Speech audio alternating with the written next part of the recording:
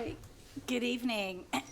In compliance with Chapter 551 Open Meetings of the Texas Government Code, I call to order an information session of the Board of Trustees of the Austin Independent School District for Thursday, September 14th, 2023 at 6:17 p.m. A quorum of the board is physically present at the AISD Central Office to conduct this meeting. This meeting is streaming live on AISD TV and Apple TV. It's also being broadcast on cable channel 22 through Spectrum, Astound Broadband, and on channel 99 through AT&T UVerse. Closed captioning in English is available on these platforms for individuals who are deaf or hard of hearing. Welcome, and thank you so much for joining us. We truly apologize for starting late.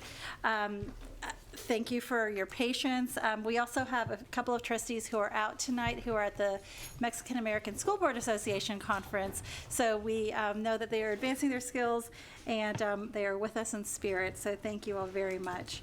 So we will move to the approval of the agenda. Secretary Boswell, do you have a motion to approve the agenda? So moved. Is there a second?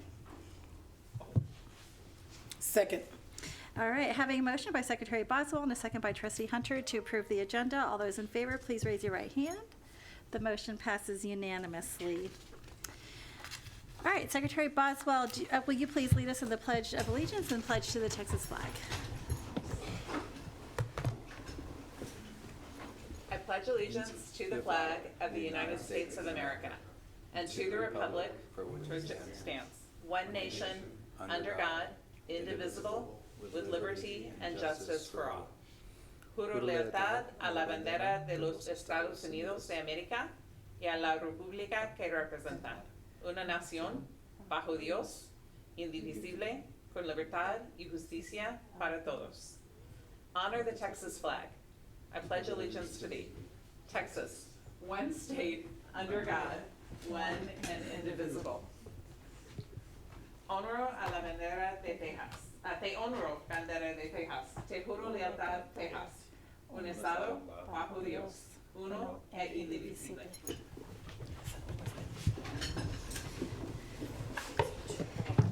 All right. Thank you. Okay, so you all, we're going to really be testing y'all's patience tonight because not only do we start a little late, which is I think the latest we've started probably this whole year, so I apologize, but we actually are going to be going into a very quick 10-minute executive session. So before we move into public comment tonight, the board will briefly adjourn the meeting into executive session to discuss pending legal issues regarding the TEA proposed order, which will also be discussed tonight. We will now recess the open meeting for only 10 minutes, I promise you, at 6:20 p.m. and move into executive session pursuant to Texas Government Code sections 551.074, 551.072, 551.073, 551.087, 551.076, 551.0821, and 551.071. We expect to be in exec session for about 10 minutes, and we will return to the dais when completed. Thank you very much.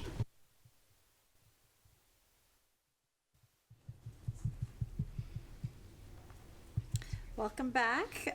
We will now reconvene the open meeting at 6:32 p.m. Thank you for your patience.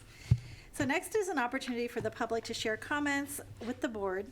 This time allows speakers to comment publicly on any topic of their choosing. We have time for up to 60 speakers. As a reminder, the district continues to provide time during the regular voting meetings of the board to hear from the public about agenda items for consideration and vote. This is an opportunity for the board to take part in listening to our public. While we wish we could respond or provide feedback, we are required to limit our questions to requests for clarification or follow-up directly with the administration.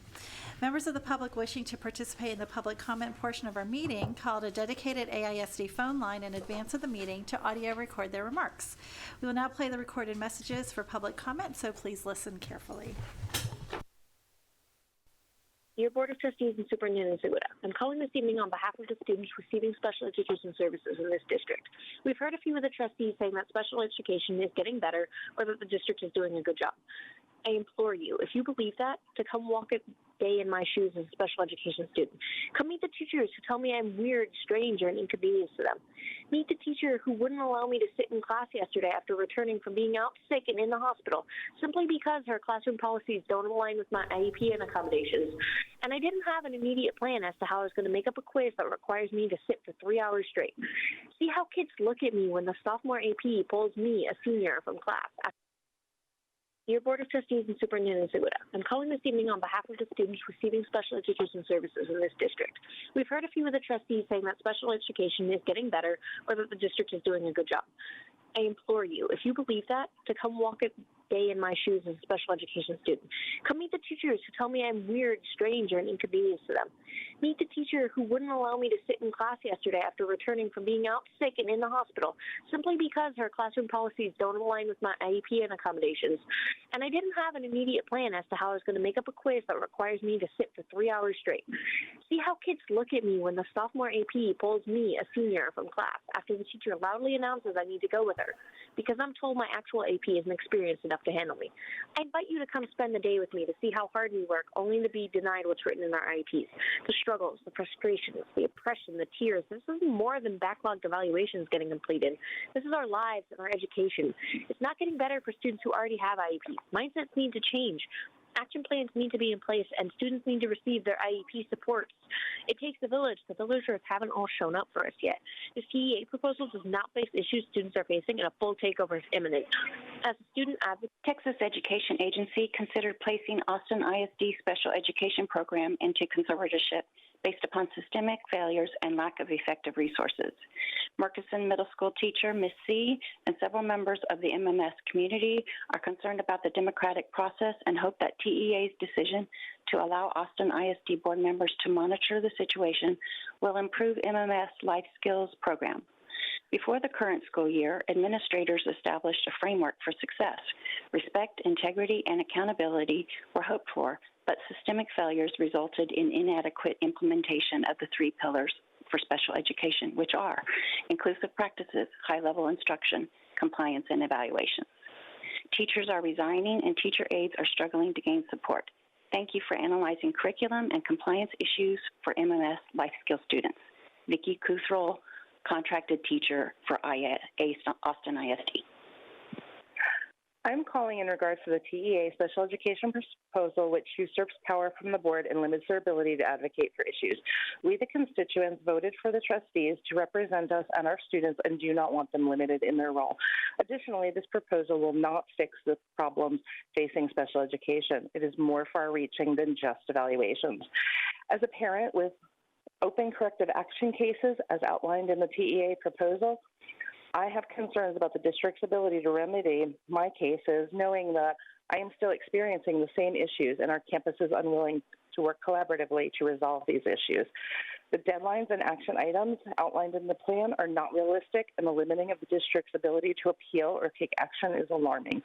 This plan sets the district up for a full takeover rather than supporting the district's special education department to succeed in addressing students' needs. I am not in support of the district agreeing to the TEA proposal. This is Sarah McKenna, parent. Thank you. TEA proposed a sped conservator, not a takeover. The proposal the board is reviewing is far worse than a sped conservator. The board gives up rights and duties and its ability to appeal while agreeing to a management team at any point TEA determines. We are in this mess partly because the board gave up its rights and duties before, to Crelizalde. This proposal amounts to a secret takeover and ensures a full takeover with no ability to appeal. The proposal requires the democratically elected board turn its back on students with disabilities, our most vulnerable. Please show me that no board member I voted or campaigned for would do that. If you turn your backs on our children, we cannot guarantee you will be able to count on our support in the future. The truth is we haven't improved, and a takeover under this proposal will be swift. We need the board focused on accountability, not catchphrases in board meetings. You know what I'm talking about. We are stronger and better together, and with our ability to fight and appeal should that become necessary. Community advocates, parents, children, and special education advocates do not want to be in a position to say, I told you so. You cannot agree to this proposal. You do not have community support. Yes, my name is Angie Pulido. My address is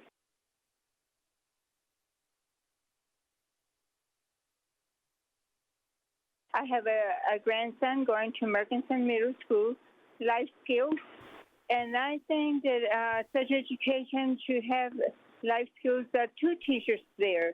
and more support for them, like TAs to assist the curriculum for the students, and also for the TAs to teach the students where they're at, and also to have them involved in activities like pep rallies for the football games and other sorts of things for them to also participate on that.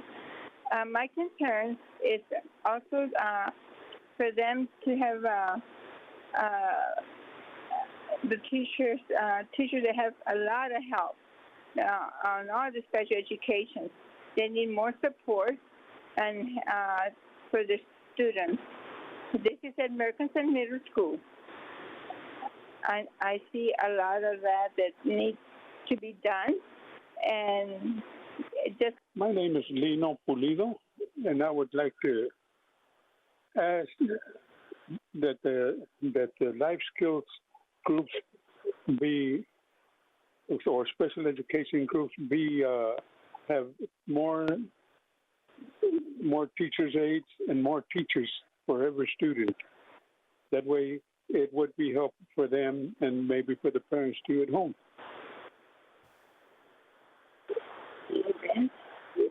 And events, I would like for them to participate on like pep rallies and stuff like that too. That way they can see more or less what's going on in that school. Would that to help? Where are they going to be? Thank you. Hi, my name is Jennifer. I'm an AISD parent, and I would like to express my wishes to the board to say no to the TEA's current proposal of a plan for an alternative path to conservatorship.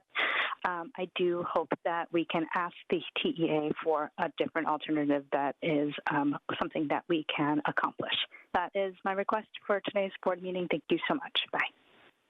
This is Sharon Bain. I'm the parent of a current Bowie student and a 2022 AISD graduate. From the conversation at the special meeting last week, it seems clear that the board must push back on at least parts of the TEA's proposal while it still has the ability to appeal the agency's decisions. I urge you to do what you can to preserve the autonomy of the board that voters elected and continue the forward momentum to do what is the most important task, improving the services provided to our special education students. Thank you. Good evening. My name is Trisha Mitchell-Kim. I am an Austin ISD alumna and parent of a student at Anderson High School.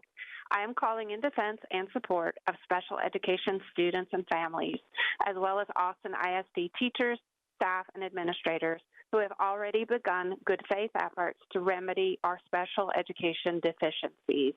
Please vote no on the TEA SPED proposed agreed order. As a stakeholder, I support this elected Board of Trustees in turning down this proposal, retaining maximum autonomy, control over our own process and problems, and the right to appeal future TEA actions. Thank you. My name is Lisa Flores. I'm a parent and longtime disability advocate. I've spent countless hours volunteering in various advisory committees for the district to lend my expertise. I have a few points. Please be honest with the public. The backlog long predated COVID. The issues are not solely related to valuations. This is not authentic communication to just keep pointing out quantity and not quality.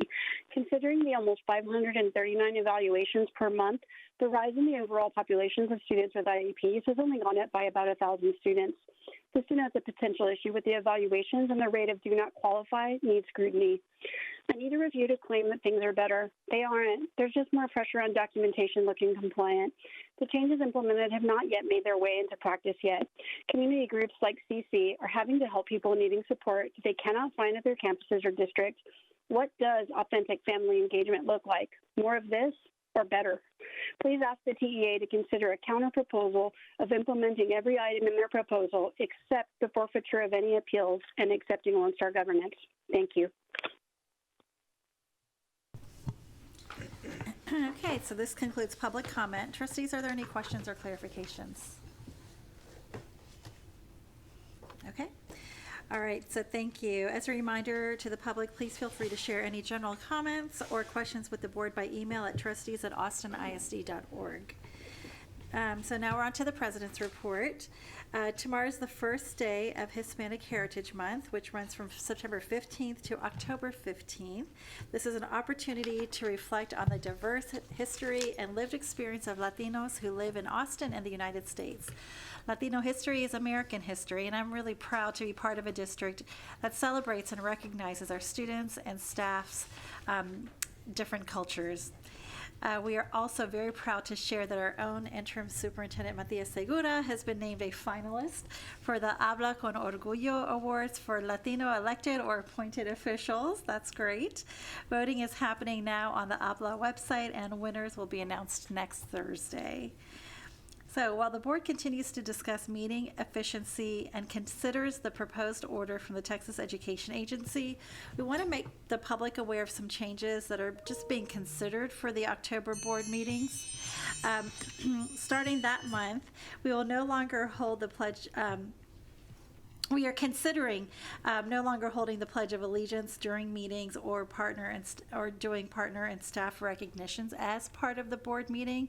We haven't really had a full board discussion on this, but we are going to be talking about it. So we're just kind of giving you all a heads up. That these conversations are going to be happening. Instead, recognitions of our wonderful staff, we're not going to forget about you, but recognitions are still going to happen. But they're going to be held as a reception prior to our meetings. This will allow trustees and partners a greater opportunity to interact with one another, take pictures, and all of that fun celebration that we like to do. We will also look at providing recorded presentations of some informational items that can be shared on our website for the public, and we'll try this out next month with our presentation by our auditor, Gibson Consulting, over the procurement audit. We will continue to discuss as a governance team on other ways to shorten meetings and share additional information at future meetings and other ways to increase access and transparency of district activities and information. So just want to clarify again, we have not made any decisions on anything, but we are going to consider these. And the reason I'm mentioning this today is because we want to start doing some of this in October. So next month, the board will also hold a public discussion on the October 12th board information session on the potential next steps for the district superintendent search. This is a preliminary conversation to help guide that work over the coming months, and we need to hear feedback from our community, staff, and students early to help us prepare for this important work. So finally, we want to invite all families and students to the Austin ISD Showcase coming up on Saturday, September 23rd. The event will be held at the Palmer Events Center from 9 a.m. to noon. The event not only includes great information about the wide range of programs and opportunities in Austin ISD, but also community resources and partners, free school supplies and books, free vaccinations, free haircuts, and student performances and demonstrations. The district is providing free shuttle services from Burnett Middle School, Covington, Dobie, Gus Garcia, Lamar, Martin, and Paredes parking lots. You can also get a free bus pass that day by signing up early. Well, thank you, City of Austin. By signing up early, or Cat Metro, yes. By signing up early on the AISD website at www.austinISD.org/showcase. So thank you. Next is the superintendent's report. So Mr. Segura. Great. Thank you, President, senior members of the board. It's been a busy week, and I have two brief updates for you. Our first update is about accountability. On Tuesday, September 12th, TEA announced a delay in releasing the 2023 A through F academic accountability ratings. You may recall that last week we shared with you a presentation about STAR redesign, as well as revisions to how accountability scores are calculated. This includes changes to formulas and cut scores. This week, TEA determined that it is best to delay the final rule for the accountability manual, which in turn delays the issuance of ratings. Ratings are what we know as the A through F system, where each campus and the district gets a letter grade for their performance. TEA will conduct further analysis of the growth data to inform cut scores in Domain 2A, which is academic growth, and Domain 3, closing the gaps. The new expected release of letter grades is at the end of October. My second update this evening is that earlier today, the City of Austin Council approved our interlocal agreement. The ILA has been a lot of work for a lot of people, both internally and with our external partners. The ILA allows us to efficiently develop the 2022 bond program that this board and the voters of Austin and ISD approved last November by 74%, I might add. I would like to thank the City of Austin for this continued partnership. We are going to get going on and building some amazing spaces for our students and staff here at Austin ISD, and just so excited that this was able to get across the finish line. And I can't reinforce, I can't communicate how important this ILA is. It will allow us to build efficiently, build all the things that we need to support our students and staff, and do it in a way that is mindful of our budgets. So thank you for that, and that concludes my report out. Great, thank you. Thank you, Austin City Council. So are there any questions or clarifications? All right. So we will now move to our information reports and updates. Mr. Segudo, would you please introduce the next item? Yes, absolutely. Tonight we will have Dr. Brandon Thurston and Mr. Jeremiah Willis share the Mendez and Third Future 1882 update. We have a presentation, so as they walk up, Jacob will get that on our screens for us. Good evening, everyone. Good evening. Good evening. Thank you all for having us today. We're excited to share with you an update of our 2023 going into 24 school year. We are 1 year into the model, and so we'll just kind of walk through the presentation, and feel free to stop us for any questions. First of all, I want to stop and say congratulations to Mr. Willis, who is off to a strong start at Mendez. I was there yesterday today, and I'll be there tomorrow, and I was there a few weeks ago, and the campus is tight. So if you have not had a chance to, please come and visit. Nothing's really changed on this slide. We have one mission, and that's to make sure that every kid at Mendez, every kid at Third Future has great instruction, and that they have options outside of the school when they do leave school, that they can read on grade level and they're ready for the real world. I know that the board requested some of our funding information, and so that top number there, 3.1 is going to be the local funding for the most part, and then our grant funding is 1.2, and that includes Title I and some other $1882. I'll let Mr. Willis talk to us about enrollment. Yes, before Okay. All right. Good evening, everybody. Before I get started, I can't take all the credit for sure. Powers in the team. My AP, Mr. Rain, of course, our staff members, everyone has worked extremely hard to help get Mendez off to a good start. So I just want to make sure that I recognize all of our staff members and all of our teachers before I kind of dive into this. So if you take a look here, this is just giving you a rundown of our enrollment from the previous year to our current year. We are not happy about this. We know that we have decreased in enrollment. We're doing everything in our power, flyer walks, social media, to try to increase enrollment. We recognize that that's not where we want to be. However, we are working very hard to, of course, try to increase enrollment this year as well as the coming years. We have 70 of our 94 eighth graders are returning from last year. We had 98 of our students attend quarter 5, which is our summer school. I'm sorry, we had 98 that were supposed to attend, but out of the 98, 87 came. And then if you look at our retained students, those are the students that we retained per grade level. However, 7th grade, 4 of those students did return, and in our 8th grade, we had 2 of those 11 students return this current year.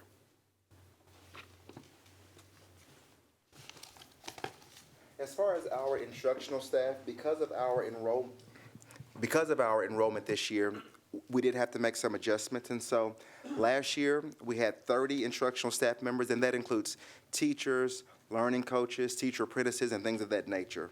We had 6 terminations, 5 resignations, and 3 promotions at the very end of the school year, including Mr. Willis and 2 teachers who are now assistant principals at other campuses in the Third Future School network. This year, we're at 28 teachers, learning coaches, coming back to the team, 13 of those folks said, hey, this is the place for us and we're going to come back. And unfortunately, because of our enrollment, we had to terminate 5 team members due to a reduction in force.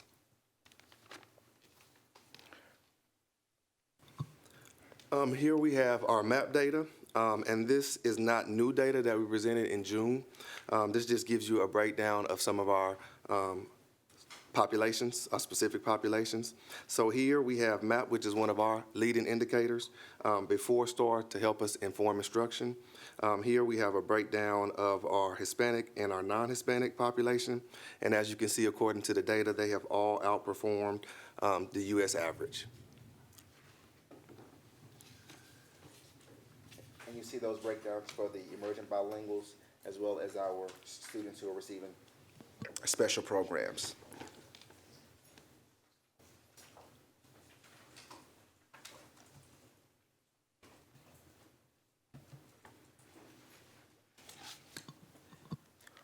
All right, let's talk about STAR data. And we know that there is a delay on that, so this is just kind of some raw data, but it'll give you an indication of where we are.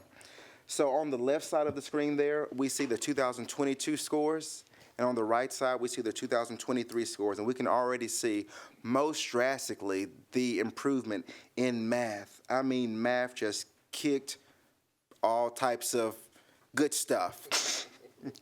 So excited about the growth that kiddos did in math. And then, although reading, we did not do as strong, I am very proud of the team for the adjustments we made last year, and we made a year's worth of growth in that second semester, and Mr. Willows will speak later about how the campus is continuing to take that data, use it, and tailor instruction and course time, instructional time for needs of kiddos. Of course, the accountability system, Domain 1 is pass or fail. Domain 2 is about getting the growth.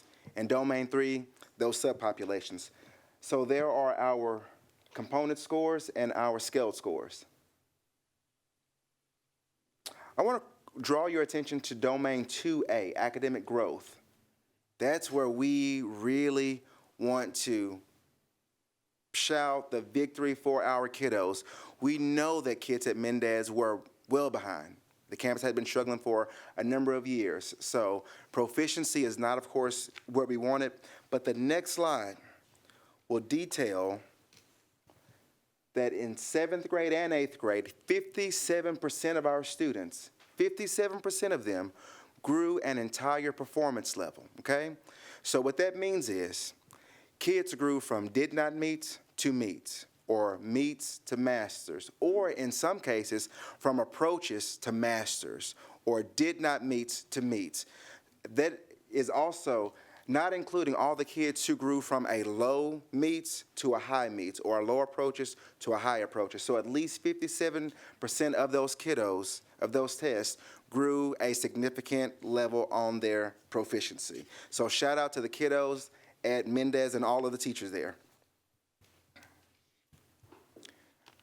Domain 3 is about closing those gaps with those subpopulations. And so I'm really, really, really proud of our emergent bilingual students, and we look forward to seeing their growth and their finalized results as well.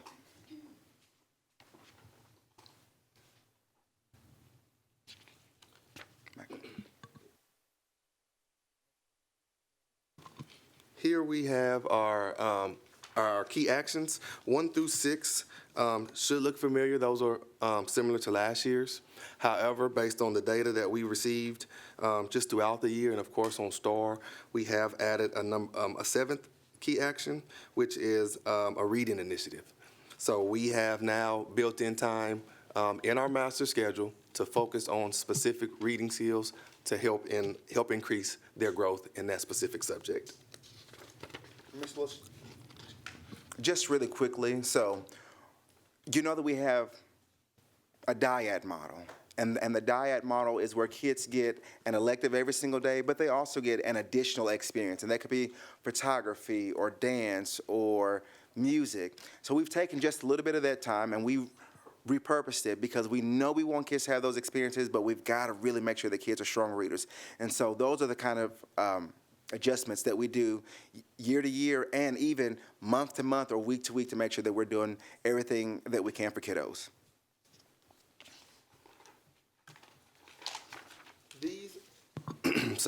These are just some highlights from quarter 5, our summer PDs as well as the beginning of the year. Again, just kind of speaking on our summer school, we had 87 of our 95 students attend quarter 5. We also spent a week in West Texas where we took our administrative staff to just sharpen their instructional eye. We calibrated as an admin team to just make sure that we're on the same page. Again, just sharpening our eye on instruction. We also spent 3 days in Beaumont, where we also did a lot of training with our teachers around the model, around instruction. And then we also included and had an opportunity to have some of our new staff come on board in the summer and just get an idea of Third Futures model, some of the expectations. We even got to give them a head start on just what the coaching and some of those things look like well before the school year started. And then, of course, we also hosted a back-to-school event. We had three sessions to just accommodate some of our families. So we had a 10, a 2, and a 6 where they came to the school, toured the school, got a chance to meet the teachers. We kind of got to set some of the expectations and just the way we do things at Mendez. I just want to talk a little bit about the training that admin and teachers got this summer. So this summer, Mr. Willis, his assistant principals, 2 or 3 of his teacher leaders, as well as the other 9 campuses in our network. We all flew to West Texas, and we have a campus there of about 1,500 6th, 7th, and 8th graders, and they had summer school. I think they have about maybe 500 kids in summer school. And so principals and assistant principals and teacher leaders were able to go in real time, see the instructions, see the instructional model. Mr. Willis is one of our dynamite instructional leaders, and so he actually had a group of other principals in the network, so he's training them, and so across the network we are calibrated, so we are laser focused on instruction. Then we took 300 teachers to East Texas, to Beaumont. We have 3 brand new campuses there, and Mendez joined us as the veteran campus in this unit, and we trained them on instructional engagement, preparation, learning objectives, how to teach. So I'm really, really, really proud of the PD that we did this summer and Mr. Willis leading his team. We have a few instructional adjustments that we are making, and we'll continue to make, and I'll let Mr. Willis speak to those as well. So just once again, just using the data that we received from STAR and of course from MAP, we know that our students struggle with reading. And so we have a reading success class that our students go to each and every day. Myself and my AP, my team, my partner, Mr. Rain, we have identified those struggle skills, those struggle TEAC areas in reading where we spend a little bit more time just kind of breaking them down and reinforcing what those skills are, identifying some of the misconceptions, the roadblocks, the areas that they struggle in, and we reinforce that skill, of course, along with their normal instruction time that they have in ELA. We give them additional time in that. Again, just using the data that we have now from STAR and from MAP. Along with that, we also still do have a success math class where we also get the chance to kind of reinforce some of those skills. So our students made a lot of growth in math, but we know that we still have a lot of improvement there as well. Dr. T has already kind of spoken on just some of our staffing changes. Most of that, again, well, all of that, again, was just due to enrollment not being where we would like it to be. And then, of course, this is our second year. This is our second year in the model now. And so now we get to spend a lot of time just really, really, really sharpening our instructional eye, getting to the meat of the lesson, really breaking down that TEAC and coaching teachers on how to break down that TEAC and plan for those misconceptions and truly assess where students are.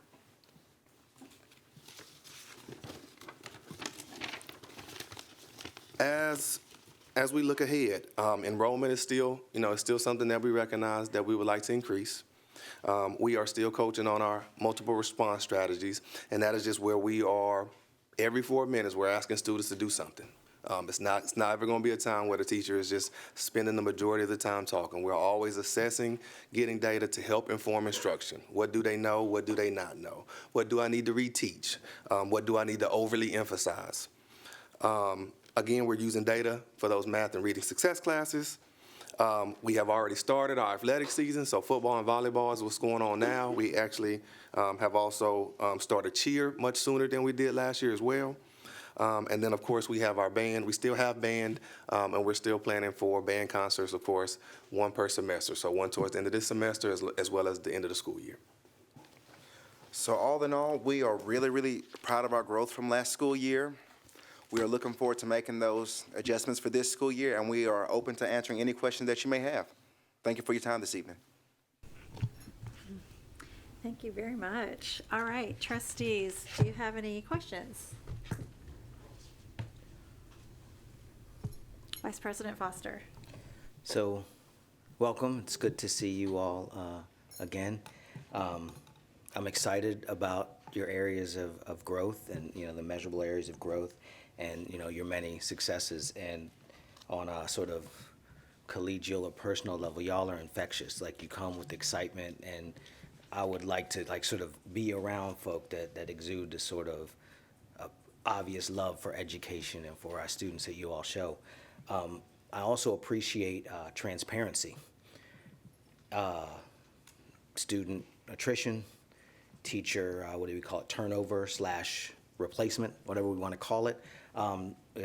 That's something that I've been curious about, and to kind of clearly see that indicated is helpful for me. And it raises questions. And I like y'all enough to just be straightforward. And the question is to say, okay, here are the things that are going well. I like to understand how they're going well. And I also always like to guard against them going well because of something that we don't like to see, if this makes any sense. So I guess the questions that arise for me around student attrition, how do you guard against the chance? And I haven't combed your data or just really looked through your scores to sort of break them out this way. But one of the frequent criticisms of schools working the model as you're working the model is that what appears to be growth and what appears to be improvement is often the attrition of the least well-performing students. Does this make sense? I don't know that that's the case because I can't see the data in that way. But the students not being served by your school or our school, who were being served by our school and now being served somewhere. You said that of the retained students, I think in one category, in one grade level, there was 11 retained students, but only 2 of them returned. Is that correct? And then another one, there was 13 retained students, but 4 of them returned. So this you feel the concern that this raises for me. So I'd love for you to speak to that for just a minute. Yeah, and so first of all, allow me to clarify our retention policy, okay? So kiddos who do not make 0.7 years worth of growth or attend at least 90% of the school year, or if they don't attend summer school, they will be retained, okay? So we want to hold kids accountable, hold ourselves accountable, and we know that kids need school, and we also want to be in compliance with state law.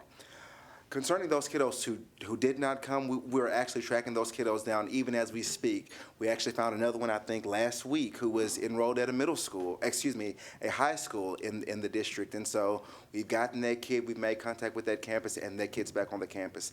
And so it's really a matter of changing the culture. So it's not us running those kids away. We want those kids, we need those kids. We've expressed that to those families. In fact, I'm the one who met with those families this summer, and so I do know that some of those kids have withdrawn to go to some other charter schools that are not beholden to the grade placement meeting that we held, and maybe they were promoted to the 8th grade or the 9th grade, and others I suspect are still at other high schools or other schools in the district, and we're tracking those kiddos down. We've had very, very few record requests, and so that's what makes it kind of tricky on our end, but we are tracking those kids down as best we can. So then the only follow-up question, I'll try to keep us moving here. In terms of introspection with regards to the model. Sure. The fact that this larger than typical number of students are choosing to leave, what are the learnings from that, or when you deal with the texture of that, what comes up? Yeah, honestly, the academic growth was not the measure that kept most students from being promoted to the next grade level. So it wasn't for the lack of the students being able to learn or the lack of instruction. The problem is we have a struggle with kids coming to school. That's a culture that we are breaking at Mendez, that we're changing at Mendez, coming to school. So in fact, anytime I'm visiting the campus, instead of getting there right at 7:45, I spend the first 15 minutes just kind of walking the campus or driving around the campus, and there are kids in the neighborhood who are walking the neighborhood, okay? We see that and we know that we need kids in the building. So we need your partnership with that to further impress upon the community on the 4-4 at Mendez. We need you at school every single day. I think that's just been a culture shift and one that we've certainly combated since we've gotten to Mendez. So how does that relate to the student choosing to leave the school altogether? Well, if the student does come to school, then they will be in the grade level that we have assigned them, and so that may or may not be optimal to them, and so they may want the option to go to another school to continue with the behaviors that they have had or their attendance patterns that have led them to be in that grade level. So for example, if a kid's in 8th grade and they're having immense attendance problems, 9 times out of 10, that didn't just start in 8th grade. And we promoted that kid, and so they're used to that. Hey, I don't have to come to school and I can still be promoted. Well, we need to break that culture because we know kids are not learning and our schools are struggling because of that. So on us, here's what we are doing. We have a Habit of Success store. Every other week, Mr. Willis is buying Chick-fil-A, or he is saying that you can wear your Crocs to school, or you can wear a hoodie, or you can touch Dr. T's bald head next time he comes to campus to get kids to come to school. So it's not that we don't have that concern, because we certainly do have that concern, but the balance is holding kids accountable so that we don't, and ourselves accountable, so that we don't slip back into the pattern of, well, just come just enough, and then you can go to the next grade level and still not be prepared. That's actually super helpful, and it's provocative for me because there is a difference in the Third Futures model, and I think there's things we can learn from it, and I think there's room for a dialogue there. So there's some things that you're saying that I'm like, and then there's some things that I'm excited about, but I think what's most helpful for us is this very honest and transparent sort of back and forth, so that in the end, any student who resides within our boundaries is being well served by our district. So thank you all. Absolutely.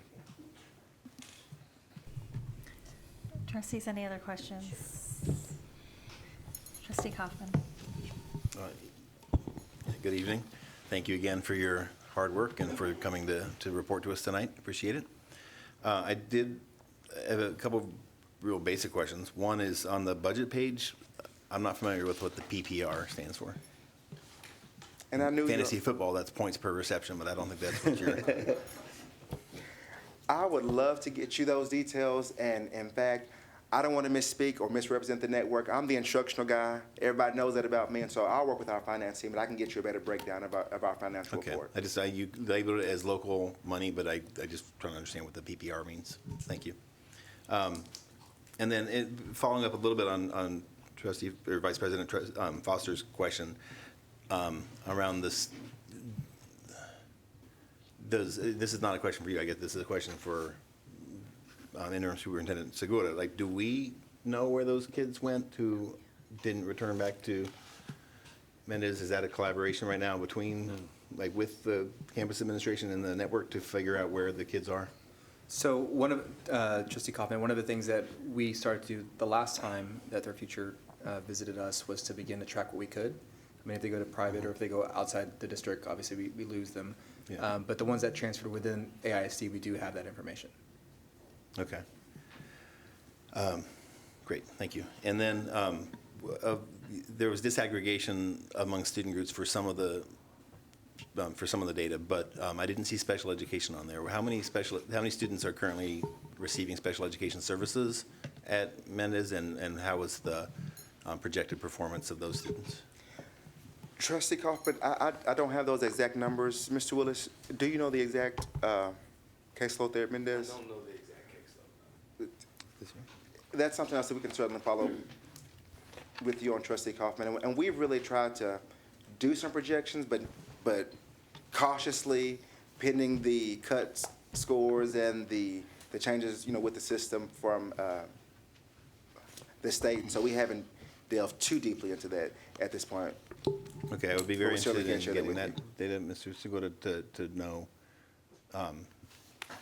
how did the students receiving special education services do this year compared to last year and compared to other student groups, please. Okay, thank you. Trustees, any other questions? I have. Yes, Trustee Hunter. Good evening, gentlemen. Thank you so much for the report. I guess what I have is sort of in between where Dr. Foster started and where I'm going.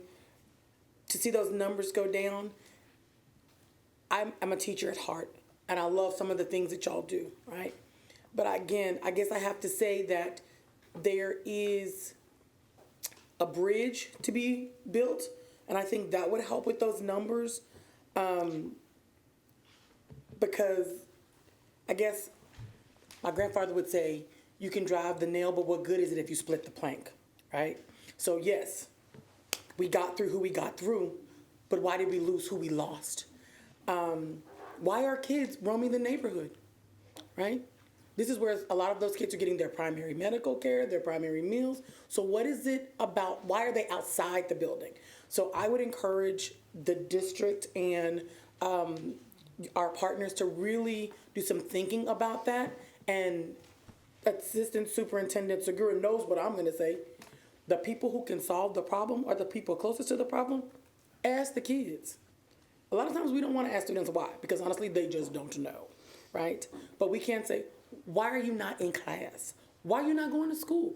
And the unfortunate thing about middle school is they will give you the unvarnished truth. You will not like it. It may even hurt a little bit. But I think that's a really good place to start with our kids. Why are you walking around the neighborhood? You could be in a nice, cool class, hopefully cool class. You could be getting a snack, or you could be in art or PE or music or whatever. So I really would encourage us to talk to those people who are closest to the problem. I'm happy to see the scores. I have pulled up, I'll share this with Dr. Kaufman, pulled up the scores, and I'm looking at the disaggregation. And the way I like to disaggregate that data using the Texas Student Assessment Portal is economically disadvantaged, emergent bilingual, ESL, special education, and then through the ethnicities. And so I'm sure you've looked at that, or you will look at that data and see that there are some groups that are truly, though the overall number is really beautiful, there's still some segments there that really can use some more support. And so I just want to continue thinking about those things in our partnership as we move forward. Thank you. Yes, ma'am. Trustees, any other questions? Trustee Boswell. I have a couple. Thank you. I want to thank my colleagues for your questions. Thank you for joining us again, and congratulations on the beginning of the year. Yeah, I really want to emphasize that we really appreciate the effort to disaggregate that map data, and it helps us really get that complete picture, and really want to echo Trustee Hunter's point about doing that with our STAR data. When you bring that to us, that's extremely helpful. Yes, to help us see how it compares to our other schools too. So Sure. Thank you for that. Really appreciate, want to share some appreciation of your back to school event and making sure there were multiple times for families. I think that's something that we don't always do. So thank you for just recognizing that and supporting that. And really congratulations on that growth. It is definitely worth celebrating, so thank you for that. I want to lean in a little more into that enrollment, and I know the target initially in the initial agreement was 305, and so we didn't get there last year, and we're once again not there.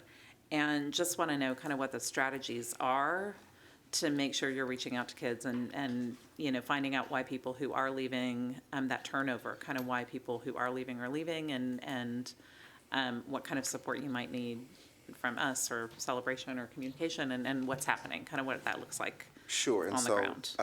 I'll let Mr. Willis kind of take the lead on some things that we've done to recruit those students, and then I'll talk about next steps. So we've continued to try to hit social media pretty heavy. We do have a TikTok page, very popular. Going live. I've gone live on there over the summer, just updating families on upcoming events, as well as Facebook, just various events that are coming up, just giving them information on games that are coming up, on reminders about dress code, academics, all those different things. We've done flyer walks. We did flyer walks in the summer. We also did them throughout the school year last year, where we actually met as a team, as a staff. I think we had anywhere from, 5 to 7 flyer walks, where we kind of broke down the community, hit certain areas, had flyers, just like a one-pager, just a little bit about Mendez and Third Future, our partnership, and those things. We actually got a lot of our parent information this year, so I was sending out blasts and emails. We've also got talking points where we can send out blasts via text message and phone calls, just on various things. So those are some of the things that we're trying. And as we move forward, Trustee Hunter, to your point, we're trying to talk to the kiddos. And so last year we had a 7th grader who led our student recruitment efforts, and he went viral on TikTok. And so I know that Mr. Willis and his team are working on something very, very comparable for this school year. The ugly truth is that this was a trend that we kind of stepped into. At Mendez, it's one that we are working very strongly to turn around. But here's our promise to you, that no matter how many kids we do have at Mendez, it will be the best instruction those kids get. Thank you for that. And I think, thank you for bringing that financial data to us as well. And I think we need to really look at being good stewards of our resources. And I know some of that is state funding, the grant funding. Some of that is extra funding as part of the 1882 partnership. But I think it's also important to say, with that low enrollment, we're looking at about $23,000 per student, including that grant funding, and about $16,700 just with the PPR funds. So we have to really make sure that we're being good stewards. So I think it's understanding that enrollment and those trends are helpful to us. Sure. and kind of what's being done with that. So thank you for that. Another thing that is part of our agreement is attendance. And I know that's not part of your presentation, but I know the goal that was set was 96%. I know last year it was 86%. I know that's not unique to Mendez. I know that's something we're seeing district-wide, statewide, nationwide, post-COVID. And we know that kids who aren't in school, as you said, aren't kids who are learning. So really appreciate the efforts to find kids and make sure they're in the building and give them a great reason to be in the building. And wonder if you have a sense so far this year kind of where you might be.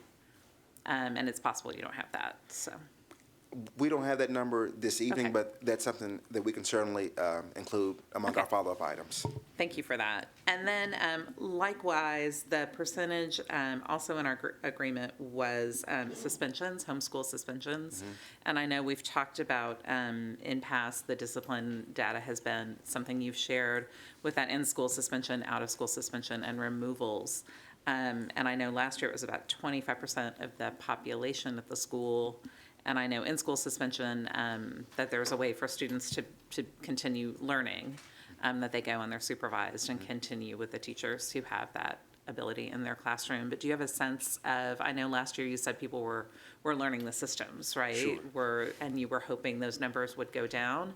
Do you have a sense of that yet? Just making sure our kids are in class as much as they can be, so they can be learning as well as they can be? I'll let Mr. Willis talk to that. Yes. Much better than last year at this point.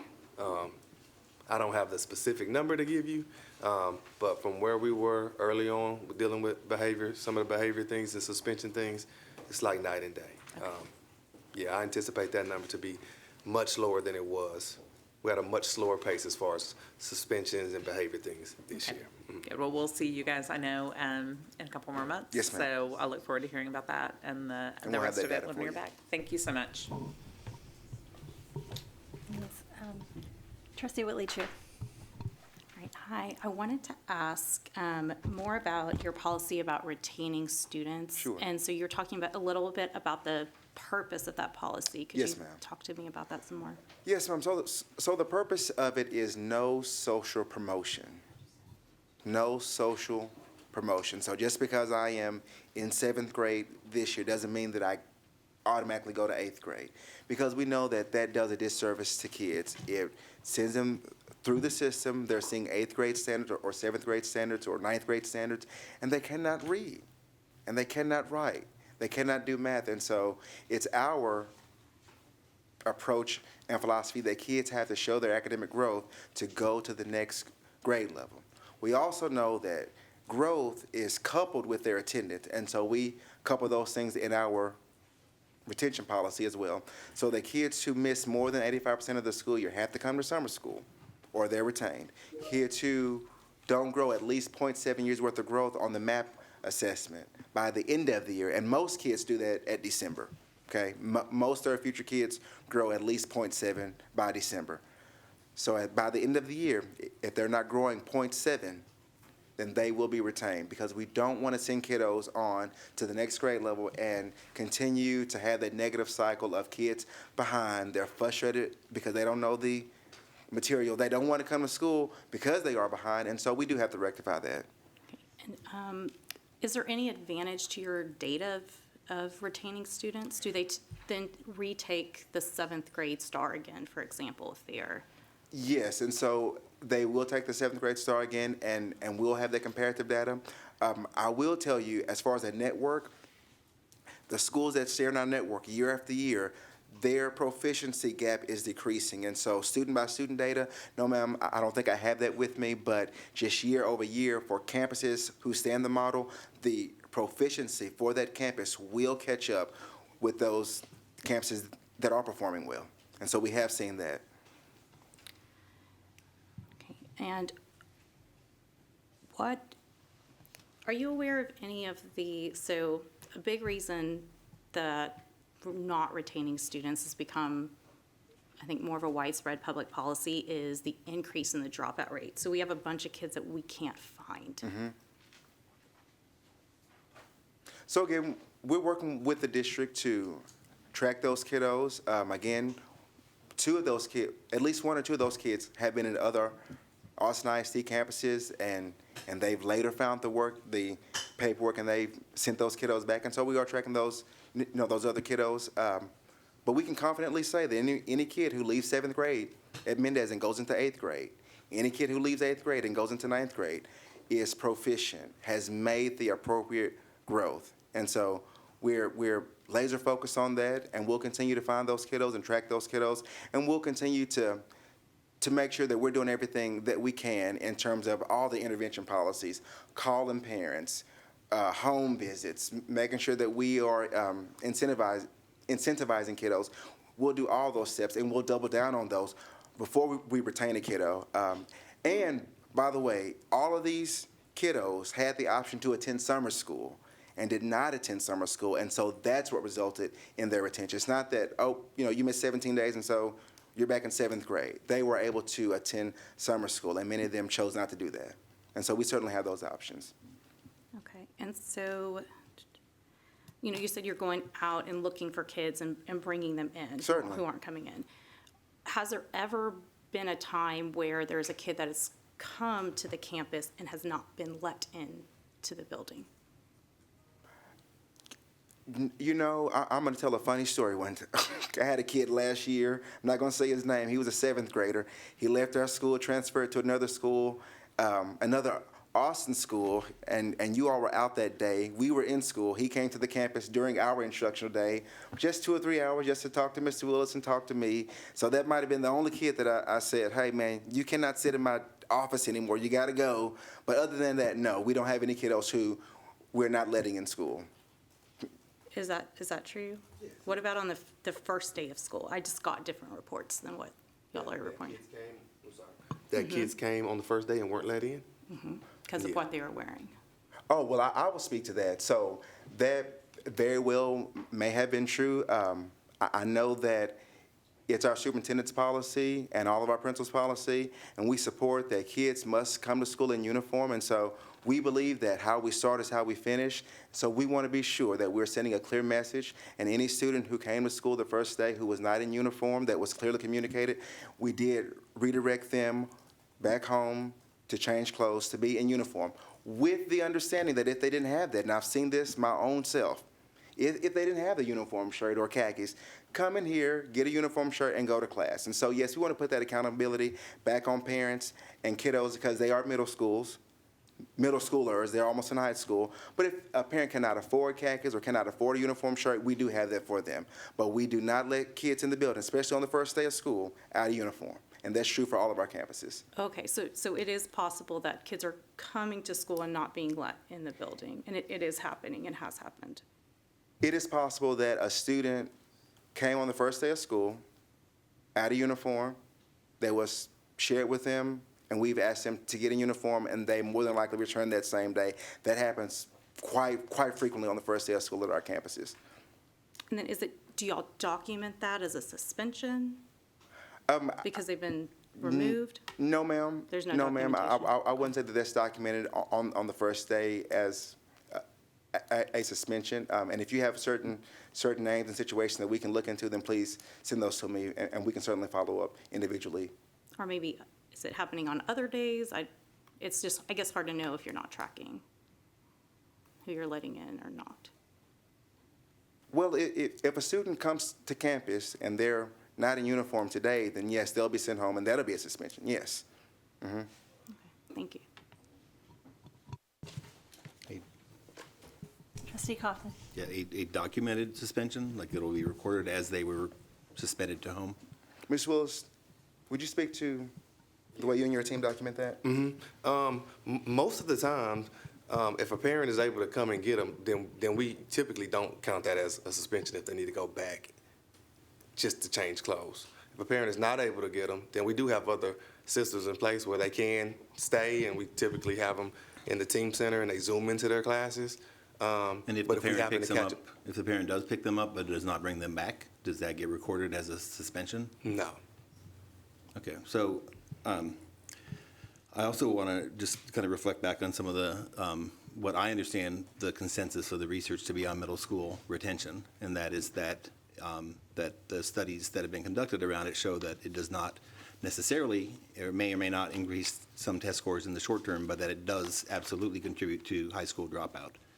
And so I just really want to, ask that be for our entire district, but that we really carefully study the strategies that we use for short-term test gains to ensure that they're actually resulting in long-term benefits for our students. Yes, sir. And that we're not causing long-term harm for short-term gains.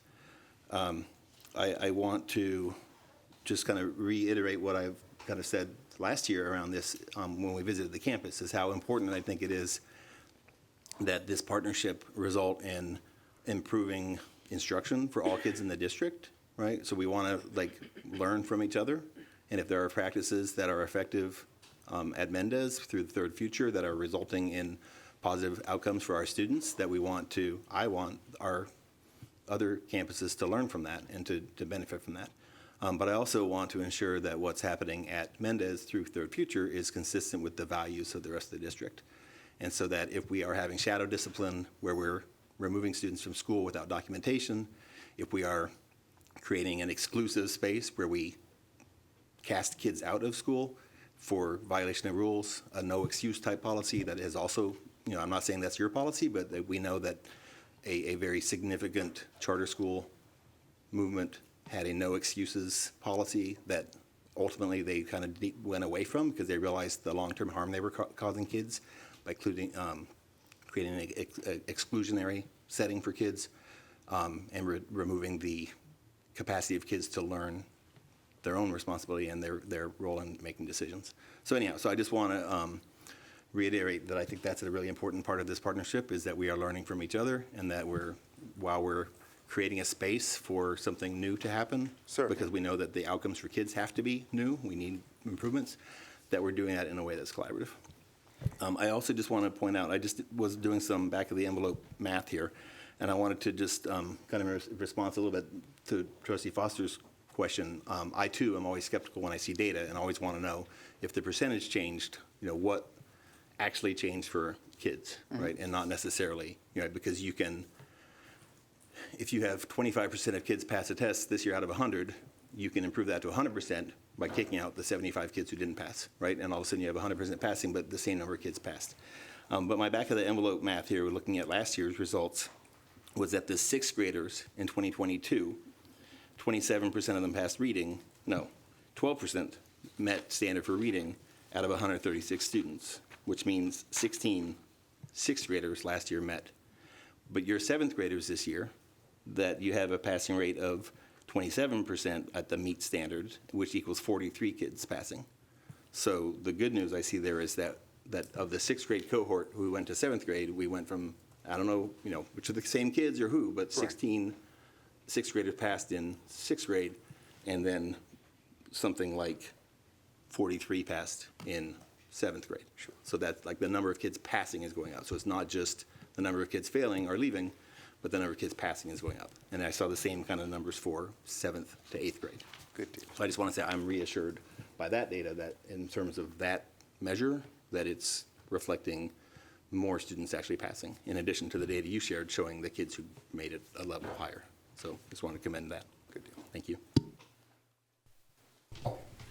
Thank you. Any other trustees? I had a couple of questions. I wanted to see if we could take another look at some of the data. I'm sorry, I just lost my slide. Oops. Okay, I guess it was, sorry.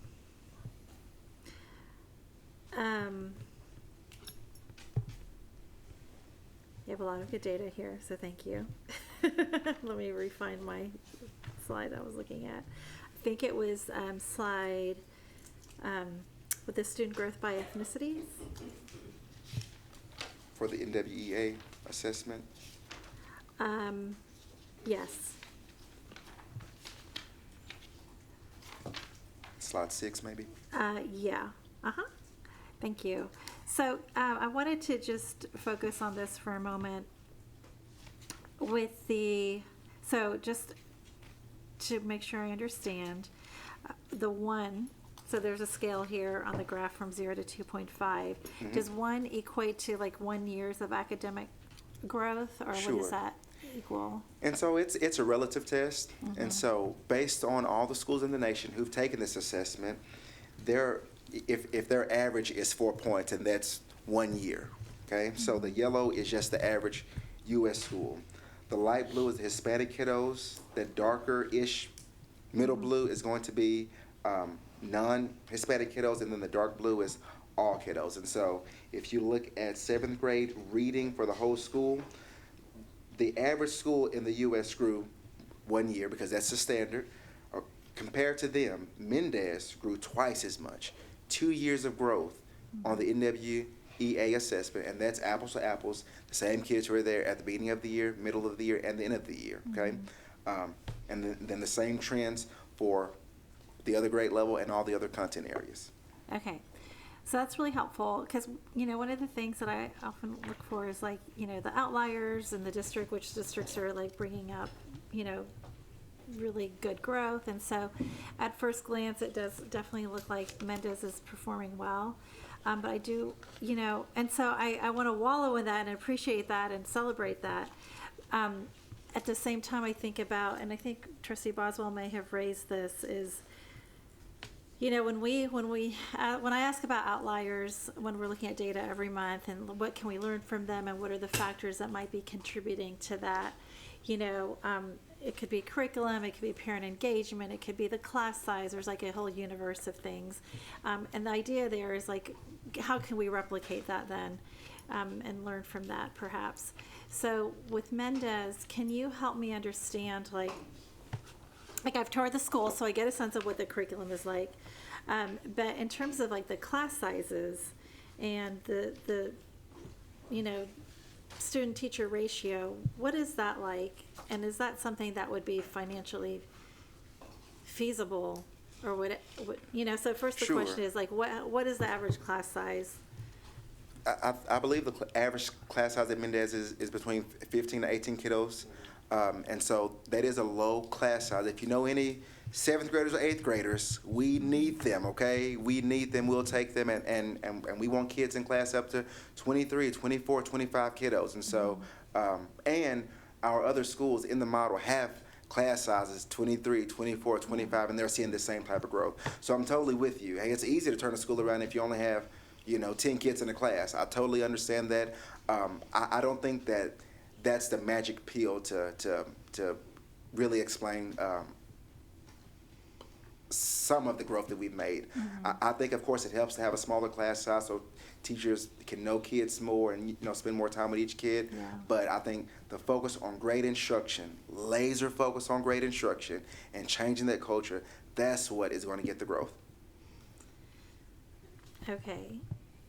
And then, thank you for that explanation. Yeah, I mean, my colleagues have raised some really good questions, and you, frankly, have raised some really good questions, too. It's like, what is the it here, And it's like a matter of kind of teasing that apart, and then on top of that, looking at, the attrition of students, and it seems like, at least based on the number of students who were held back, who came back, do you feel like the students that tend to return to Mendez are students who are maybe higher achieving? Like, is that a proper? I would not say that, but I'll let Mr. Willis kind of speak to that about the things he's seeing in 8th grade. We've been about 6 weeks in now, so he can kind of give a better assessment of our beginning of the year status for those kiddos. Yep. So you're referring to the students that were retained but came back, how are they performing when they? Well, just generally, yeah, I mean, the students who retained, most of those chose not to come back, right? But so I'm trying to extrapolate from that. I don't want to make an incorrect generalization. But did the students who continue to return to Mendez from 7th to 8th grade, do they tend to be the students who are higher achieving? We don't filter kids by ability. We don't filter kids by ability. We don't say, hey, your test scores are too low, so you can't come here. We don't do that. We do not do that. What we do is you have to come to school at least 90% of the year. You have to be in uniform. You have to make at least 0.7 years worth of growth. And so those are the expectations. Those are the standards. And so every student at any of our campuses here at Mendez or elsewhere in the network will. I'm sure that's the message. But but the actuality, you could probably. I'd be curious to know. Sure. And I don't know if you're slicing the data that way, but it would be interesting to see the kids who are making the most growth. Are those also the kids who are choosing to come back? And is it the kids that are not able to keep up with, the system that you have in place? Do they choose to go elsewhere? That's the key question for me. And so that always, and I kind of harken back to what Trustee Kaufman was saying, is in a typical middle school, we try to accommodate students of the whole range. And so I'm just trying to understand a little bit better sort of the profile of the typical student who chooses to remain at Mendez versus the one who leaves. And I do appreciate the question. However, our model is one that actually is built for that, for those kids who are struggling. Each core class is 90 minutes long. The teacher teaches for the first 40 minutes on that very tight objective. They'll stop and give a DOL, a demonstration of learning, and that's about 5 to 10 minutes, and that assesses that kid on that standard on that day for their proficiency. Based on that, the kids who are on grade level or above grade level are filtered out into a team center, and they're working with a learning coach or a teacher apprentice who is in the power zone, working with those kids, watching their annotations, checking their progress. The teacher then has a whole other 40 minutes built into that same class to address, hey, you all didn't get this here, and so, here's another chance to get it. So I wouldn't say that it's those kids who are leaving because the model is so hard or it's so difficult. I will say the kids who don't come to school tend to struggle in school because they're not in school, and that can be kind of a negative loop, but I wouldn't say that the model is the reason why those kids are not coming to school or the rigor of the model. I would say the opposite. A lot of our kids are really ignited by the challenge of knowing the learning objective, of writing their whole response card, of getting through their S2 work and then going and get the A work. And so, they like that challenge. And so I'm not seeing that type of Okay, I appreciate that. And defeated attitude. for the students who choose to stay, the data is pretty clear. They tend to do well. Sure. So, so that's helpful to see. And I saw, I can't, for some reason I don't see it now, but I thought I saw it. It was about 8th grade science data, and I think it was for girls. And I know I think there's 2 versions of the presentation on Board Docs, so I may have pulled up the other one. But there was a definite dip for 8th grade science for girls at Mendez. And I was curious about that. And we discussed that in June at that data. Yes, ma'am. Yes. So the girls in 8th grade science did not score as high or didn't get as much growth as the 8th grade boys did in science. I don't think we had a certain causality on that, but I know that Mr. Willis and I have really identified 8th grade social studies, 8th grade reading, and 8th grade science as 3 focus areas. Okay. All right. I appreciate it. Trustees, any other questions? One other question. Yes. I would love when you come back next time to I'm really intrigued by this math growth specifically. And when you look at the STAR data, going from 2% on grade level meeting or exceeding to 33%, that is the most remarkable number in here, I think, by far. And I would really love to dive into that. I know that is really the opposite of what we're seeing in a lot of our other schools, where the math is taking a little more time to catch up and make up that COVID loss and that COVID gap.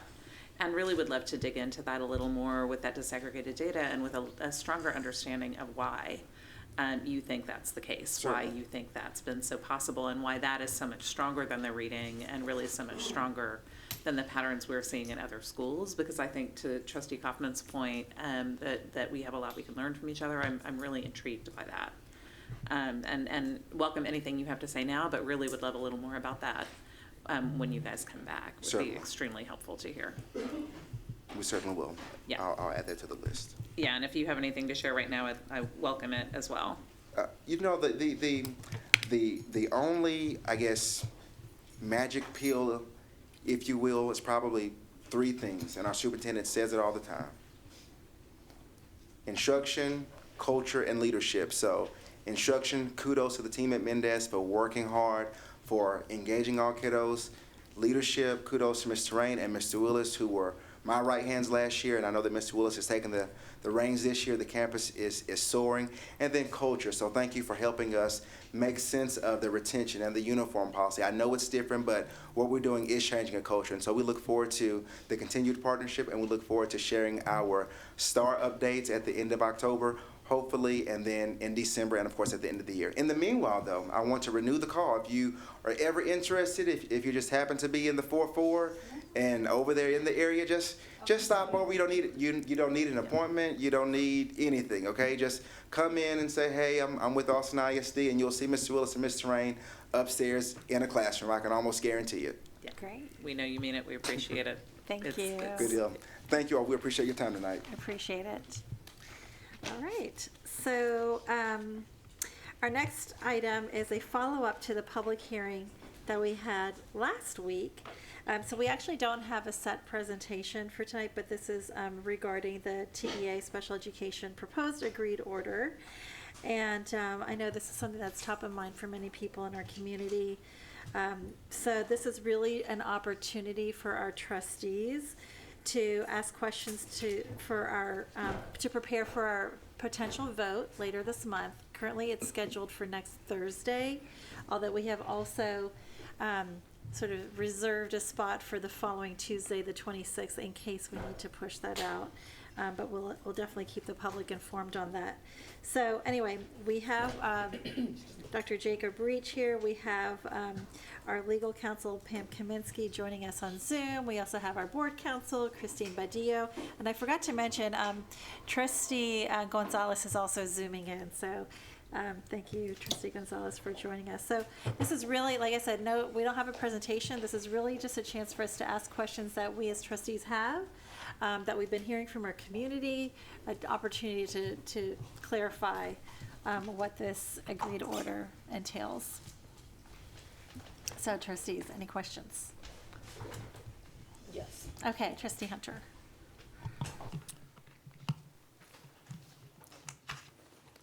This is to either of our council. Like I'm sure all the other board members, are receiving lots of communication, which we really appreciate. But one of the things that I'm not really able to, well, I guess I would like some help with this. And so what I get is a lot of, just say no, don't do it, say no, and really help our community sort of understand that this is a process we are working through. It is not binary, right? I know that feels like what it is for a lot of people, say yes or say no, but there's some other, as best you can, help our community understand what we're dealing with. Sure. So, yeah, it is a binary. You're either going to say yes or say no, but there are ramifications to both of those choices. So if you say yes, we obviously are aware, and the board has spent a lot of time reviewing and considering the content of the proposed agreed order.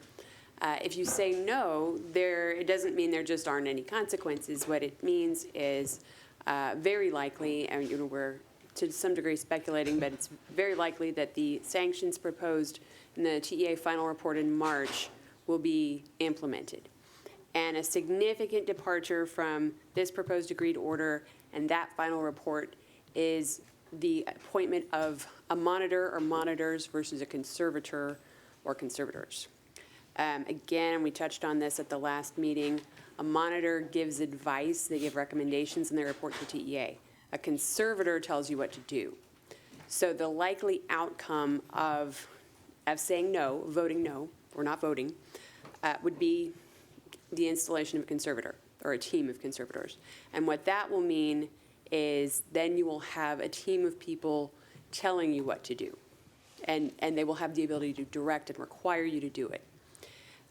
So what the upshot of that really is, everything in this proposed agreed order, you can either agree to do it or you cannot agree to do it, and TEA will bring someone in, and they will make you do it.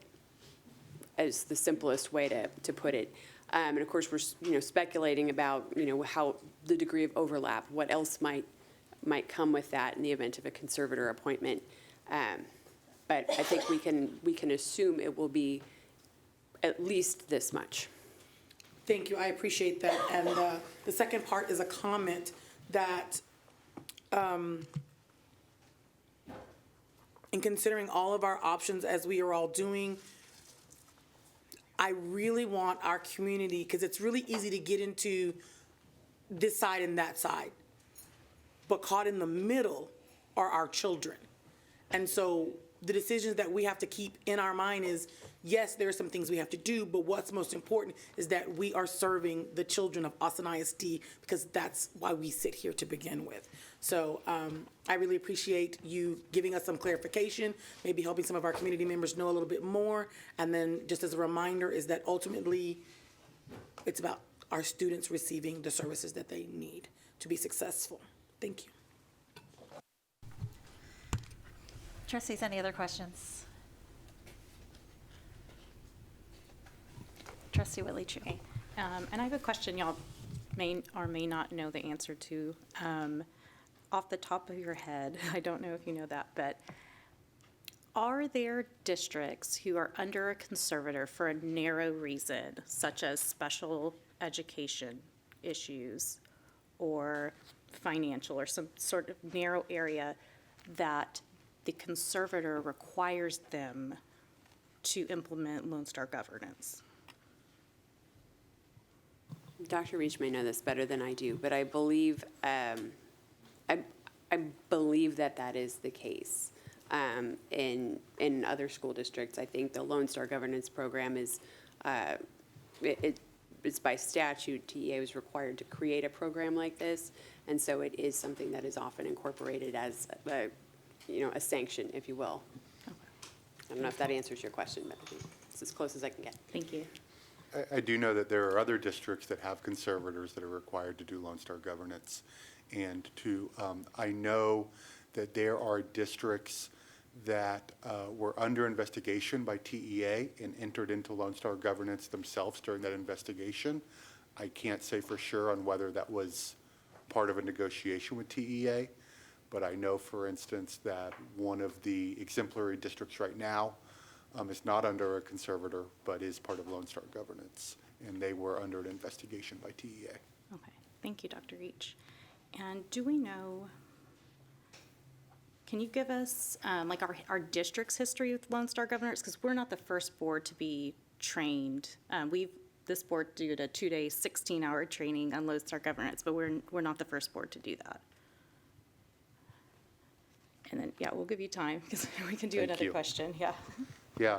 So our board has partaken in both Lone Star governance training and aspects of Lone Star governance with A.J. Craybill. This was during a time that both when A.J. Craybill worked for the Texas Education Agency and afterwards when he was a consultant, no longer affiliated with the Texas Education Agency.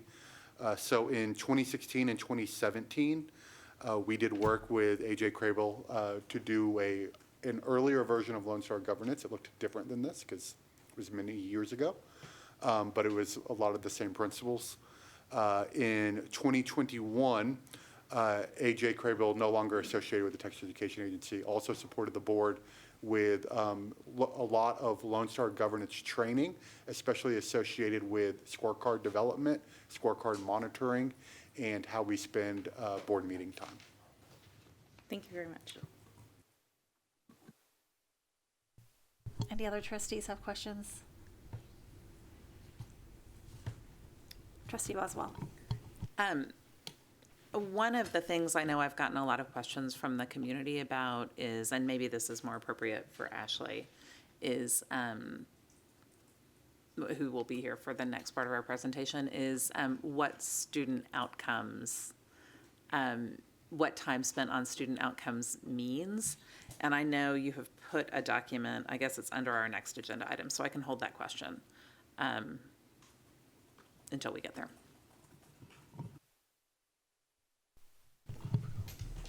Okay, trustees, any other questions? Trustee Kaufman. So one of the questions that's been raised also is around the appeal, the right to appeal. Could you say more about what right we currently have to appeal to the initial, assignment of a conservator as the recommendation, and what appeal we would have, what process would follow if we were to be assigned a conservator now, and then what would we be giving up? Okay. So if the Board of Trustees votes to enter into the proposed agreed order, one of the terms currently of the order is basically a release of your right to appeal. And what that means is, obviously, you'd be entering into it by agreement, so you're not going to appeal any of these terms, but the terms, among the terms, is a provision that would allow TEA to install a conservator if the district is non-compliant in any of the specific action items that it is to do. And that could be with regard to special ed compliance and reaching compliance in those areas, or it could be the board's tasks in terms of revising policies and things like that. Lone Star governance, for example. So if the board enters into this proposed agreed order and fails basically to uphold the requirements, TEA has the ability to essentially escalate the sanction and install a conservator or a management team. At that point, having entered into this agreement, you would have waived your right to appeal that decision that could happen in the future based on future actions. Currently, if you do not agree to this proposed agreed order, the next step essentially would be that TEA would go ahead and implement sanctions, based on the March 31st final report. So that could, very likely would include installing a conservator or a management team. That you would, I think, arguably have the ability to appeal to SOA due to the nature of the sanction and the provisions of the Texas Education Code. that sanction, the imposition of that sanction, you would have the ability to appeal administratively. And again, that would be based on the record established in that March 31st investigation report. So that would be the decision that you were appealing. And is there any difference between the initial conservator that was proposed on March 31st and the type of conservator or board of conservators we would get if we were under the description in this current proposal? Right, that's a little bit unclear. In the March 31st report, the agency indicated that the management team would be over special education with specific authority that would be defined, but it would also potentially expand beyond special education to the extent, I guess, deemed necessary to impact other operational areas that have influence over special education. So that I think they specifically identified human capital, right? So that's, you know, if we revert back to the sanctions we were contemplating in March, the likelihood is that you would have a team of conservators over special education. If we enter into this proposed agreed order and somehow fall short and find that TEA is at, you know, some later point due to noncompliance or perceived noncompliance installing a conservator or a team of conservators, it is not, I can't say that it's entirely clear what the nature of that authority would be, right? Because the proposed agreed order is not just over special education, it includes governance components that were not contemplated in the March final report. So with that in mind, if a conservator were to be appointed due to a, you know, perceived breach or noncompliance with the terms of this proposed agreed order, it's possible that it would, their purview would differ. I'm going back to page 30 of the final report from March 31st, where it says that they are recommending to the Commissioner of Education that a conservator management team be installed in ISD who will make directives as necessary to improve special education services in the district. And then it says the duties and powers assigned to the management team should be expansive enough to direct all areas affecting or affected by special education, even if not made immediately obvious by its name. So if I'm reading that correctly, it's the March 31st recommendation to the commissioner was to assign a conservator or management team that would basically have what I'm hearing is if there's a case to be made that this would help special education, could impact any areas of district, right, including everything that's currently identified in the more recent plan. Right. If they perceive an operational issue in another department that they believe is influencing special education in a negative way, right? The language there, I think, gives them the authority to give directives in that area as well. Okay. Thank you. Oh. Right. Just want to go back to I'm just really thinking through the calls and the other emails and things we received to make sure we're addressing all the different areas of concern. So we have the appeal, the issuance of Lone Star governance, and the, I guess, okay, so several callers had referred specifically tonight to the elected board retaining its power to represent the people who elected us. Right. In what ways would you say that this new proposal would impact the elected board's capacity to represent the people who elected us? Sure. Well, so it is significant to note you would remain in office, right? There are worse sanctions than just having a conservator imposed, and one of those would be to have a board of managers. That is something that is available to the commissioner after 2 years of having a conservator in place in a school district. So it has to be noted, I think, that if you were to have a conservator appointed, that's a path you will be on, right? It's a potential. And so that's kind of the, from the standpoint of having your elected officials remain in place, that's sort of your worst case scenario, is to have a board of managers be appointed in their place.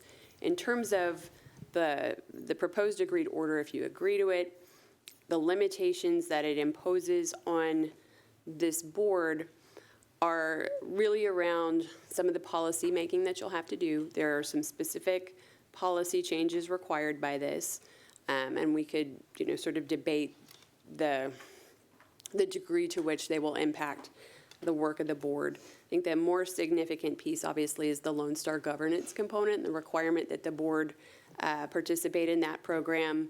It is, and again, you will hear from Ashley Paz a little bit later about Lone Star governance. She's obviously the expert in that, but it is a very specific program around the work of a board leadership team, a school leadership team in governance, and it includes very specific constraints around the way the board works in terms of the lengths of meetings, the way that meeting content is allocated. We've talked a little bit about the 50% requirement, meaning that there is a requirement in the proposed agreed order that the board would immediately begin spending 50% of meeting times on student outcomes. And we've talked again about what student outcomes are, and I think that's probably a question best referred to Ashley, but in general, we're talking about test scores and the development of goals around that and the review of those kinds of things. So the limitations on the board really are, you'll have to they'll play out over time as the board gets into Lone Star governance and works with the coach. But the focus of Lone Star governance is really on sort of the focus on governance of student outcomes.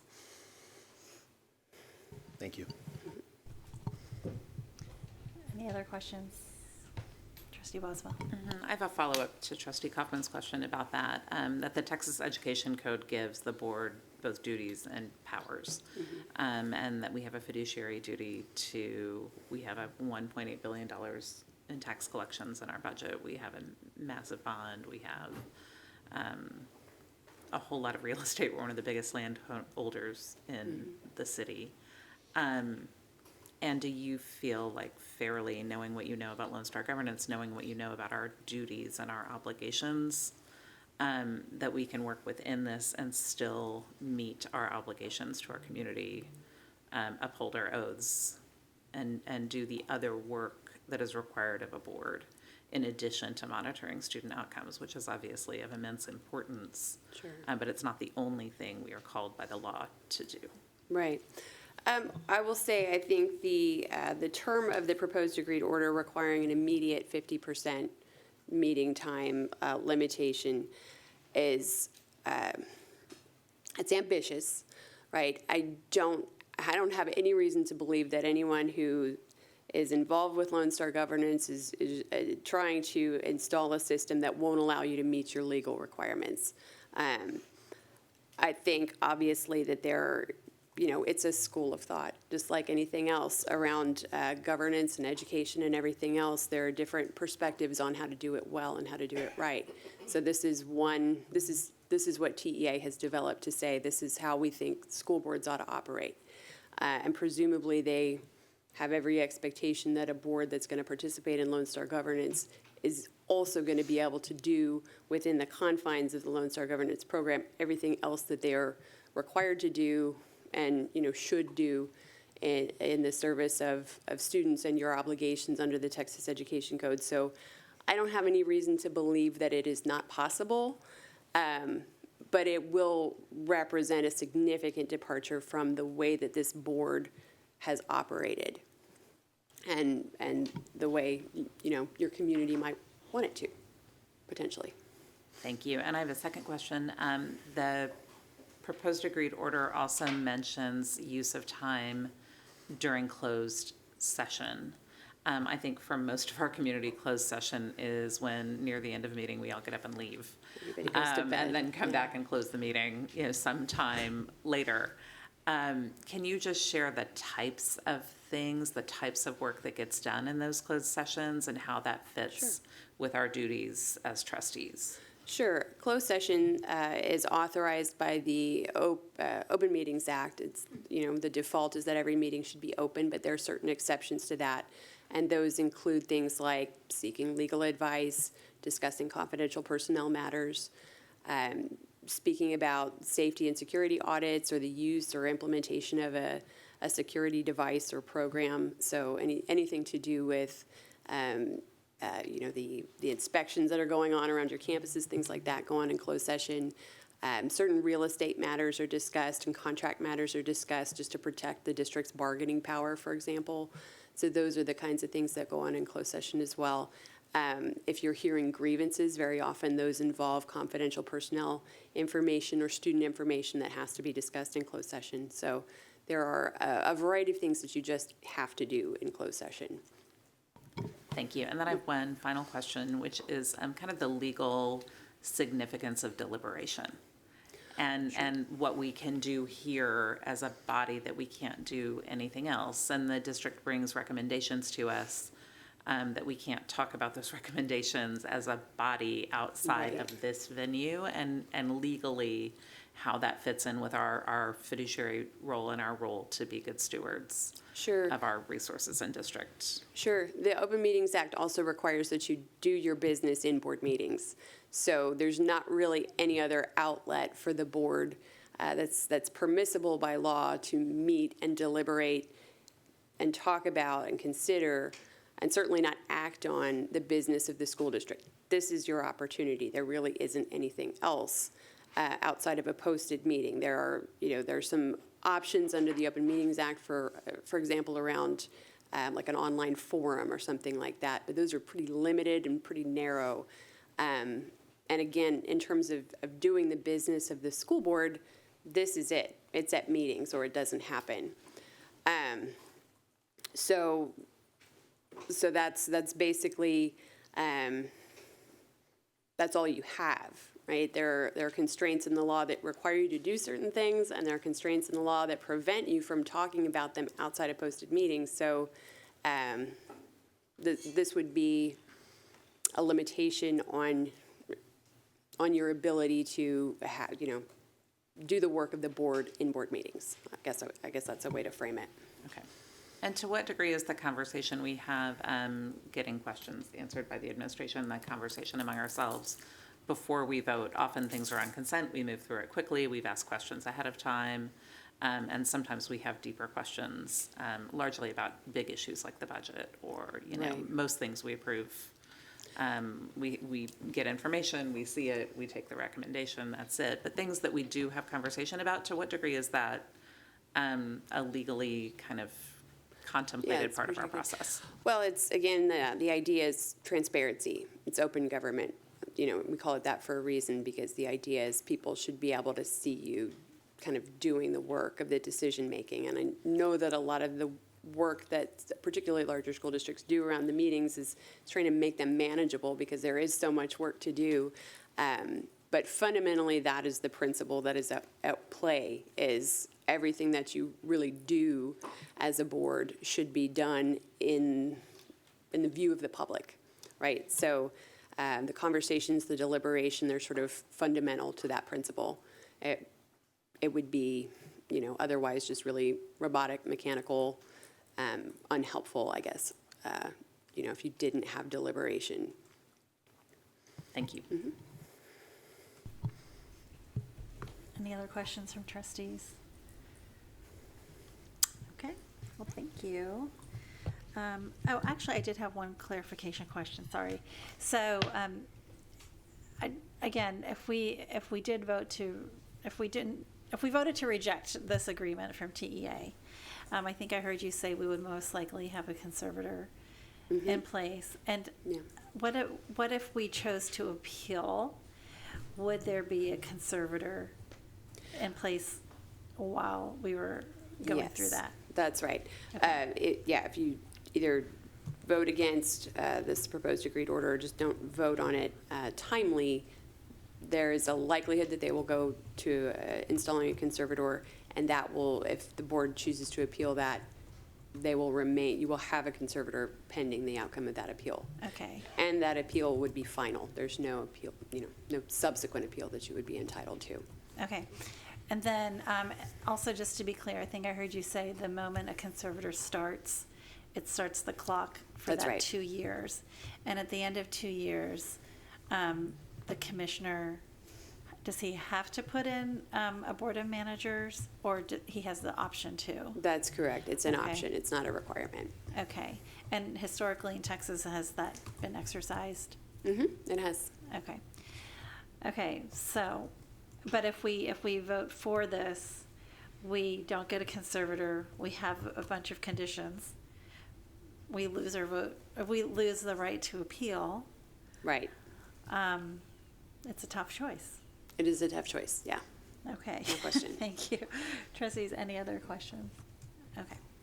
And I do want to make one clarification too before we get into the next discussion about Lone Star governance is I want to be careful that we're not interchanging Lone Star governance with some of the conditions that are in the letter from TEA. Right. Because Lone Star governance does not recommend 50% immediate discussion and student outcomes. That's right. That's at master's they have, level. Like what we learned in our 2-day workshop is a process that typically takes 2 years to get to a meets level, which is lower than the 50%.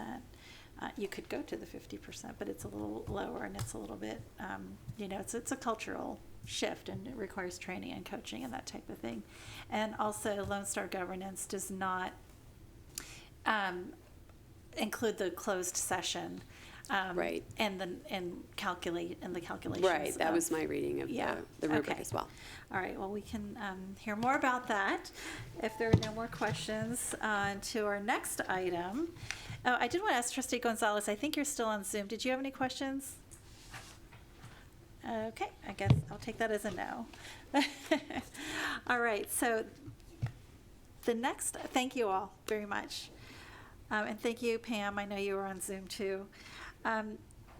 The next item to share information on is Lone Star governance and the timeline. This is, so we have 2 big votes this month.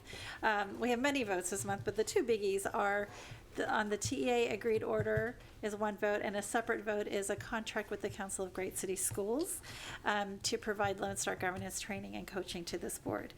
Ashley Paz gave us 16 hours of training this summer on Lone Star governance. She works for the Council of Great City Schools, and we asked her to come today to talk a little bit about what Lone Star governance is and is not. Wanted to give her a chance to meet the community through Zoom and you to see her. So I guess we can move to that.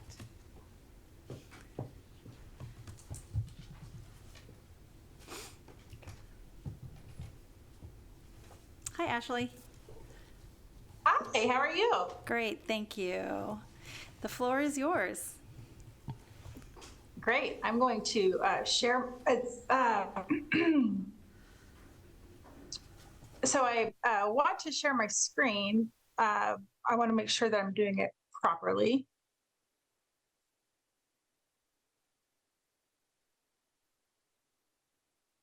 Oh, that's not proper.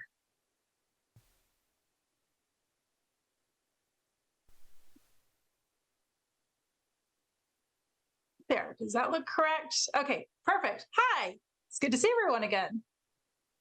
So my name is Ashley Paz, as you all know on the board, but hello to the Austin ISD community. I'm here tonight to introduce you all to the Council of the Great City Schools and Lone Star governance.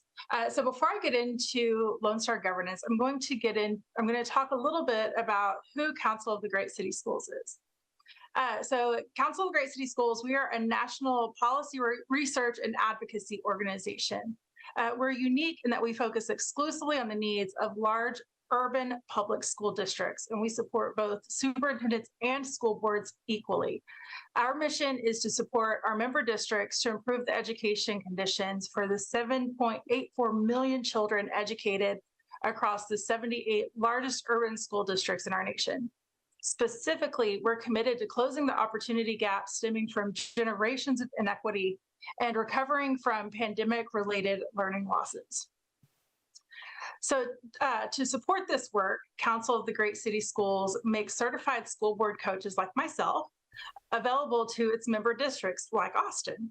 Our coaches provide one-on-one coaching support for board members, whole board coaching and training, as well as coaching for the superintendent and their leadership team to support with implementing effective school board governance practices.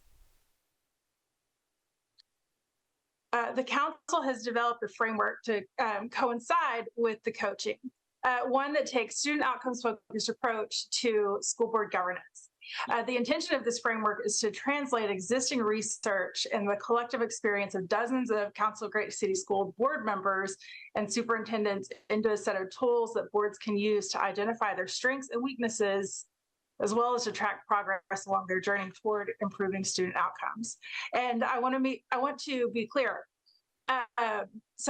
Earlier we talked about TEA developing Lone Star governance. It actually was. So Lone Star governance is actually a derivative of a framework that a Council of the Great City Schools did the research on and produced. So essentially, LSG is the Texas version of that. So it has some specific Texas specific issues that it deals with, and the training specifically includes a piece that is specific to the Texas accountability system. So that is who Lone Star Governance is, or who Council of Great City Schools is. Now let me tell you a little bit about Lone Star Governance. So why do we need a framework for school boards? So we tell school boards that school systems exist to improve student outcome. That is the only reason for which school systems exist. School systems do not exist to serve founders, to provide status, to benefit patrons. Other types of boards do, and that is A-okay, but school boards do not, and school systems do not. School systems do not exist to have great buildings or balanced budgets or happy parents or satisfied teachers or school lunches. All of those things are incredibly important, but they are all means. And they are very, very important means, but none of them are the ends. None of those are why we have school systems. They're all inputs, not outcomes. None of those are measures of what students know or are able to do. Simply put, school systems exist for one reason and one reason only: to improve student outcomes.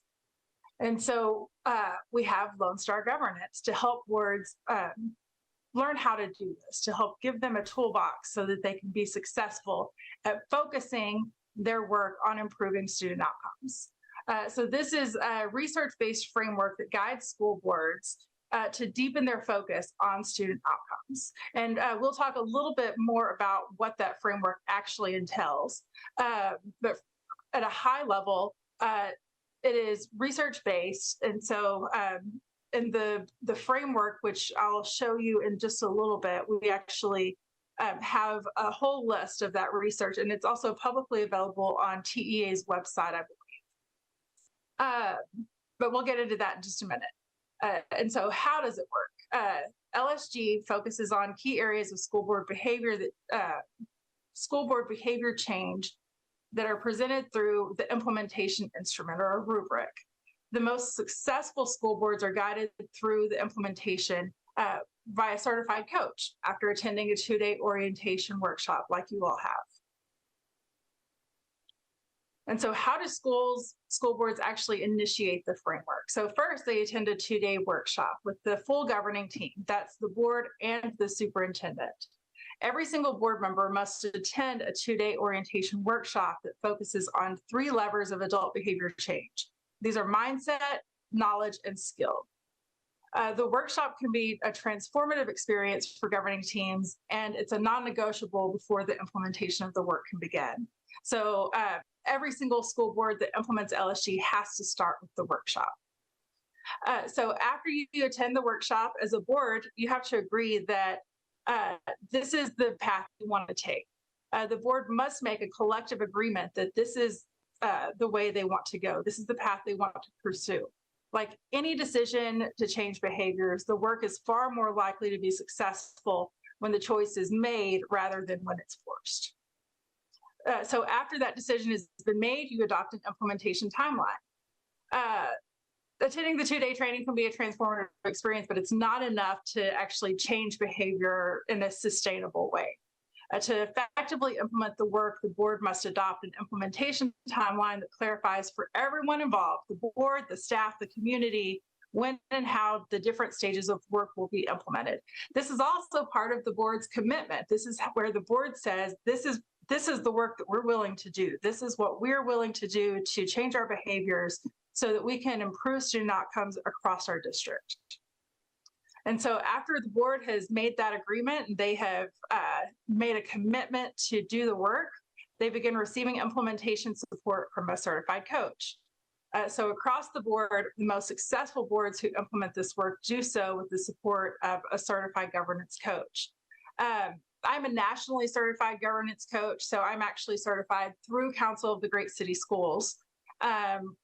We also have several coaches that are just certified in the state of Texas for Lone Star governance as well. So I have received a highly specialized training that often requires multiple years to actually get through. And I have had to meet a strict set of standards to ensure that all of the boards that I support are set up for success. And so when you commit to the work and start working and receiving support with a coach, then it's just time to embrace the journey to creating conditions for improved student outcomes. Effective governance frameworks are not easy by design. This work is hard. I don't want to suggest in any way, shape, or form that it is not difficult. This is certainly a commitment by the board to choose the road less traveled. In organizational change management, there's a saying that change requires discomfort. And neuroscience research tells us that uncertainty registers in our brain much like an error does. It needs to be corrected before we can feel comfortable again. So we'd rather not have that hanging out if we can avoid it. We also fear change because we fear what we might lose that's associated with that change. This work begs the question, what am I willing to give up in order to create better conditions for the children that I serve? For many school board members who have gone through this journey, the realization that the discomfort associated with the change on their school board is minuscule when compared to the discomfort experienced by the students who fall through the cracks of ineffective governance. The discomfort that accompanies the productive struggle of change is inevitable. That said, it's a choice that you have to make. It's a choice to live into that discomfort and persevere to transformation, or reject that discomfort and fall back into the old patterns that produce the old outcomes. What implementation actually looks like. The agreement that the council sets with Great City Schools member districts, every single board that we enter into a coaching contract with is that they will achieve 80 out of 100 points on their quarterly self-evaluation using the implementation instrument. This is strictly just commentary on the agreement with the council. I want to recognize your letter from the agency sets the expectation for you to reach meets focus under each of the sections of the LSG instrument, plus the master's focus under Vision and Goals 3, which I think gets you to 84 out of 100 points instead of 80 out of 100 points. So in the 2-year commitment, boards implement the work by adopting student outcome goals, superintendent constraints, and then they monitor progress of those goals and constraints monthly, ultimately striving to spend at least 50% of your time engaging with the community around setting and monitoring student outcome goals. So I think earlier I heard the question, what does it actually mean to spend time focused on student outcomes? This is any time that you're monitoring student outcome goals, setting student outcome goals, evaluating the superintendent specifically as it pertains to the achievement of student outcome goals, goal progress measures, constraints, and constraint progress measures. And then also time engaging the community using the LSG model of community engagement. And we can talk about that later if you'd like. But specifically using the LSG process and engaging them around their vision and their values. And so one of the questions that's kind of been on the table is about spending 50% of time in the board authorized public meetings focused on student outcomes. What does that mean? And so most boards that get to the point of spending 50% of their time monitoring student outcomes don't actually get there overnight. It usually is a process, and it's a process that you get to by streamlining your system, by streamlining your processes, by setting norms as a board and agreements of how you're going to focus your board's work. And so there are ways to get there a lot quicker. It would require a profound change in behavior to make it happen in that way. So that's just kind of the high level overview for Lone Star governance. And with that, I'm going to stop sharing my screen and open the floor for questions. Thanks, Ashley. Trustees, do you have any questions? Trustee Boswell. Hi, Ashley. Thanks for being here. I really appreciate you joining us. And do you mind sharing just your experience in Texas as your loans, just the Texas piece of it, I think is helpful to people as well, that you kind of come to this from both directions? You mean my personal experience in Texas, or my experience do you mind? as a coach? Yeah, your trustee experience and kind of how you came to this. I think that would be helpful for our community to hear. Yeah, I would love to. So I actually served for 8 years as a school board member in Fort Worth, and where I was a school board member. We also implemented Lone Star governance. I'm not going to comment on the quality of implementation that we had, but we did implement it. The work was very critical to my board and some of the things that we had to do. I can share that there wasn't a huge amount of buy-in from all of our board members, and they are currently in the exact same position as Austin ISD with the letter from the conservator and debating whether or not they're going to get a monitor and facing some of the same changes that you are. But that really has nothing to, well, it does have something to do with me because I was part of the board that got them to that point. And that's something that I am very transparent about, open about, is all of the ways that in my effectiveness as a school board member, the way that some of the times that I would spend focused on things that were not student outcomes. There's just a lot of regret in my life now about that. But I get to work with great boards like yours who are committed to actually focusing. And I think that one of the things that I've been really impressed with by your board is how we started this conversation before the letter came from TEA, and y'all really started this work far beyond then.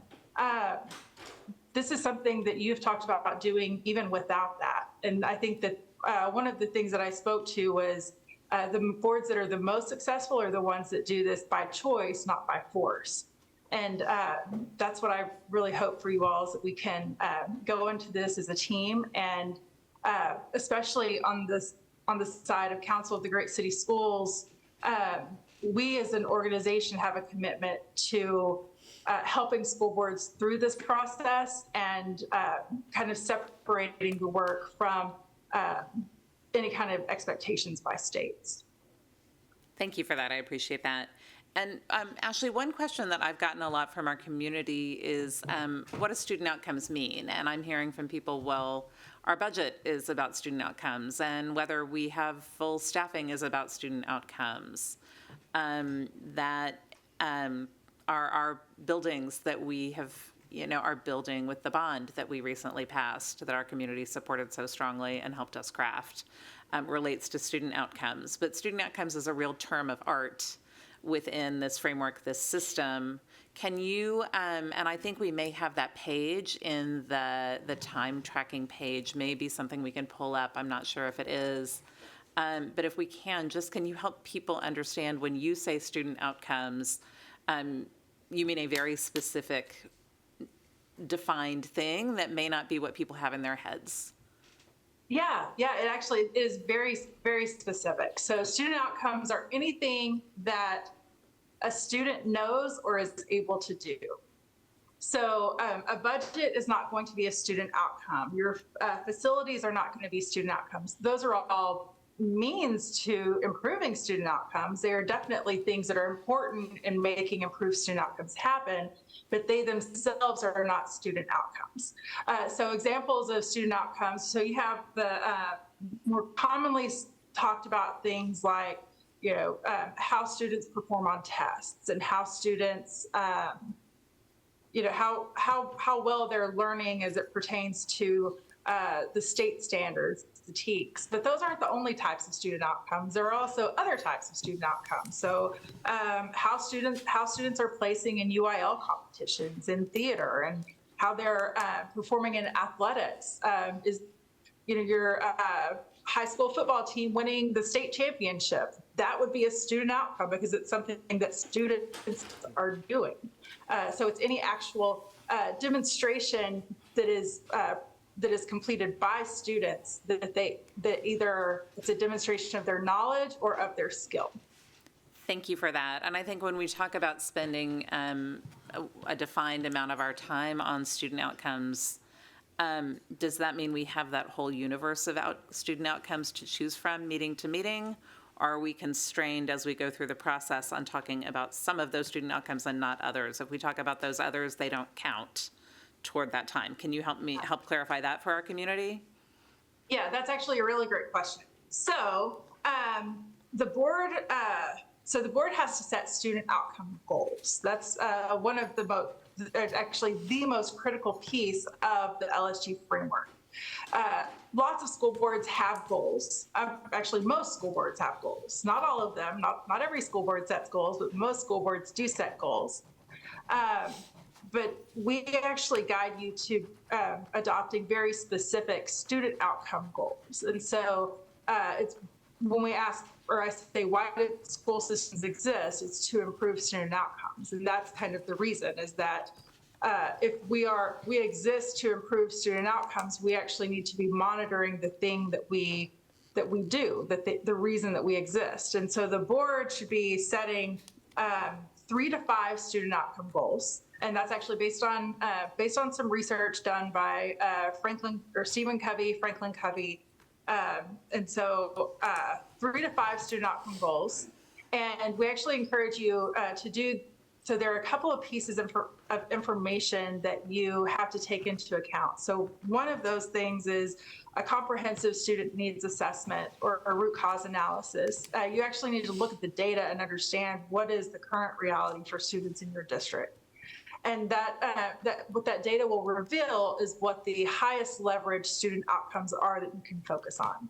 And so if I were, looking through a comprehensive student needs assessment in Austin ISD, I would assume that one of the things that would reveal is student outcomes that are specifically related to special education.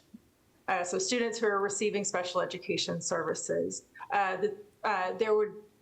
I would expect to see a gap in that, in those outcomes, and that would reveal that is a high need, high leverage area that if you were to spend quite a bit of time focused on those student outcomes, it's going to move the needle in the biggest amount in the shortest time for your district. But that's not the only thing. Other high leverage student outcomes also tend to be literacy. So how well students are receiving information and actually comprehending information as it pertains to literacy standards. Another one is math and math standards. Those are often considered high leverage student outcomes. That's why we have House Bill 3 that has some really specific rules about goals that the board has to set. But those are, so you set your student outcome goals. So setting your student outcome goals, anytime that you spend doing that, that is inclusive of time engaging with the community to understand what their vision and their values are. So I said that you need to rely on a couple of pieces of information when you are identifying your student outcome goals. So one of those is your root cause analysis or comprehensive student needs assessment. The other is actually feedback from your community that you can only get through engaging with them. So you actually have to go out to the community and talk to them and ask them, and through a two-way communication, where you say, "Hey, this is what the current reality is for students. Now tell us what you think the student outcomes are that we should focus on the most." So once you've gathered that information, those are the student outcomes that they want you to spend time monitoring. And so time spent engaging the community to set your student outcomes, time spent in meetings, creating your student outcome goals, time spent monitoring your student outcome goals. And then finally, the recommendation is that the superintendent's evaluation be set primarily on the achievement of the student outcome goals and the honoring of the constraints, and also as measured by the goal progress measures and constraint progress measures. So those are the four kind of buckets that traditionally fall into the time use evaluation for your student outcome goals. Thank you for that. So I think for clarity, just to be clear, it's really once we are in this pipeline and in this relationship with TEA with you, we're really talking about that amount of time spent on those 3 to 5 things. And talking about our UIL success, our, national winning sports team, our if college career readiness isn't on there, those don't count as student outcome. That's fits in that bucket with everything else. Yeah, they would have to, only those things if you adopt a goal around those things. Right. Thank you. So if you say that this is so much of a priority for our community and for our district that we're going to adopt this as a goal, that's the point where you would spend time, at least 50% of your time in your board meeting talking about those things. Good. Thank you for that, Ashley. I think we as a board have clarity about that because we've spent time with you talking about that. I think our community, that's helpful for people to get that clarity. So thank you for that. I really appreciate you sharing, pointing to the research. We have a community that really often likes to go deep into the data. We have tons of professors here. We have, a lot of tech people, a lot of data nerds, and just a very engaged community generally. We're incredibly fortunate to have a really deeply engaged community here all across our neighborhoods. And can you help people know, can you point people to where they can find that? So they can kind of look at that if they're interested? Yes. So if you, so I actually don't work for TEA. I want to make that. Yes, we know there's a separation. Thank you. Yes. Well, so you said time engaged with me and TEA. So I just wanted to make that well, engaged with you in Great City Schools, and we are in a relationship with TEA, yes, as a board, right? Yes, so, thank you. So I don't know exactly, so I'm not great at navigating the TEA website, but I'm great at finding this manual in a pinch. So if you actually just go to Google and you Google Lone Star Governance Participant Manual, it will be the first thing that comes up, and it actually is a direct link to the PDF. It's also on TEA's website under the Lone Star Governance page, and there is a direct link to it on their Lone Star Governance page. So in the manual, and I will tell you exactly what page it's on in just a second. So there is a long list of all of the research, and it can be found starting on pages 66 through 68 of the manual. Thank you. And then it's also at the Council of Great City Schools website? It's not on Council of the Great City Schools website, but so on Council of the Great City Schools website, there's a similar framework. It's called Student Outcomes Focused Governance. It's a little bit different, but if you look at the research, all of the research in both documents is the same. Okay, thank you. That's very helpful. I appreciate that, and thank you for clarifying the two different names and that it has similar origin story. And then I think one question I'm also getting from the community, well, I have one question for you. Yeah, I think it relates. You've talked a lot about success in implementing the model. And I have a good sense of what success in implementing the model looks like. Where do you see success in implementing the model translate into success in student outcomes?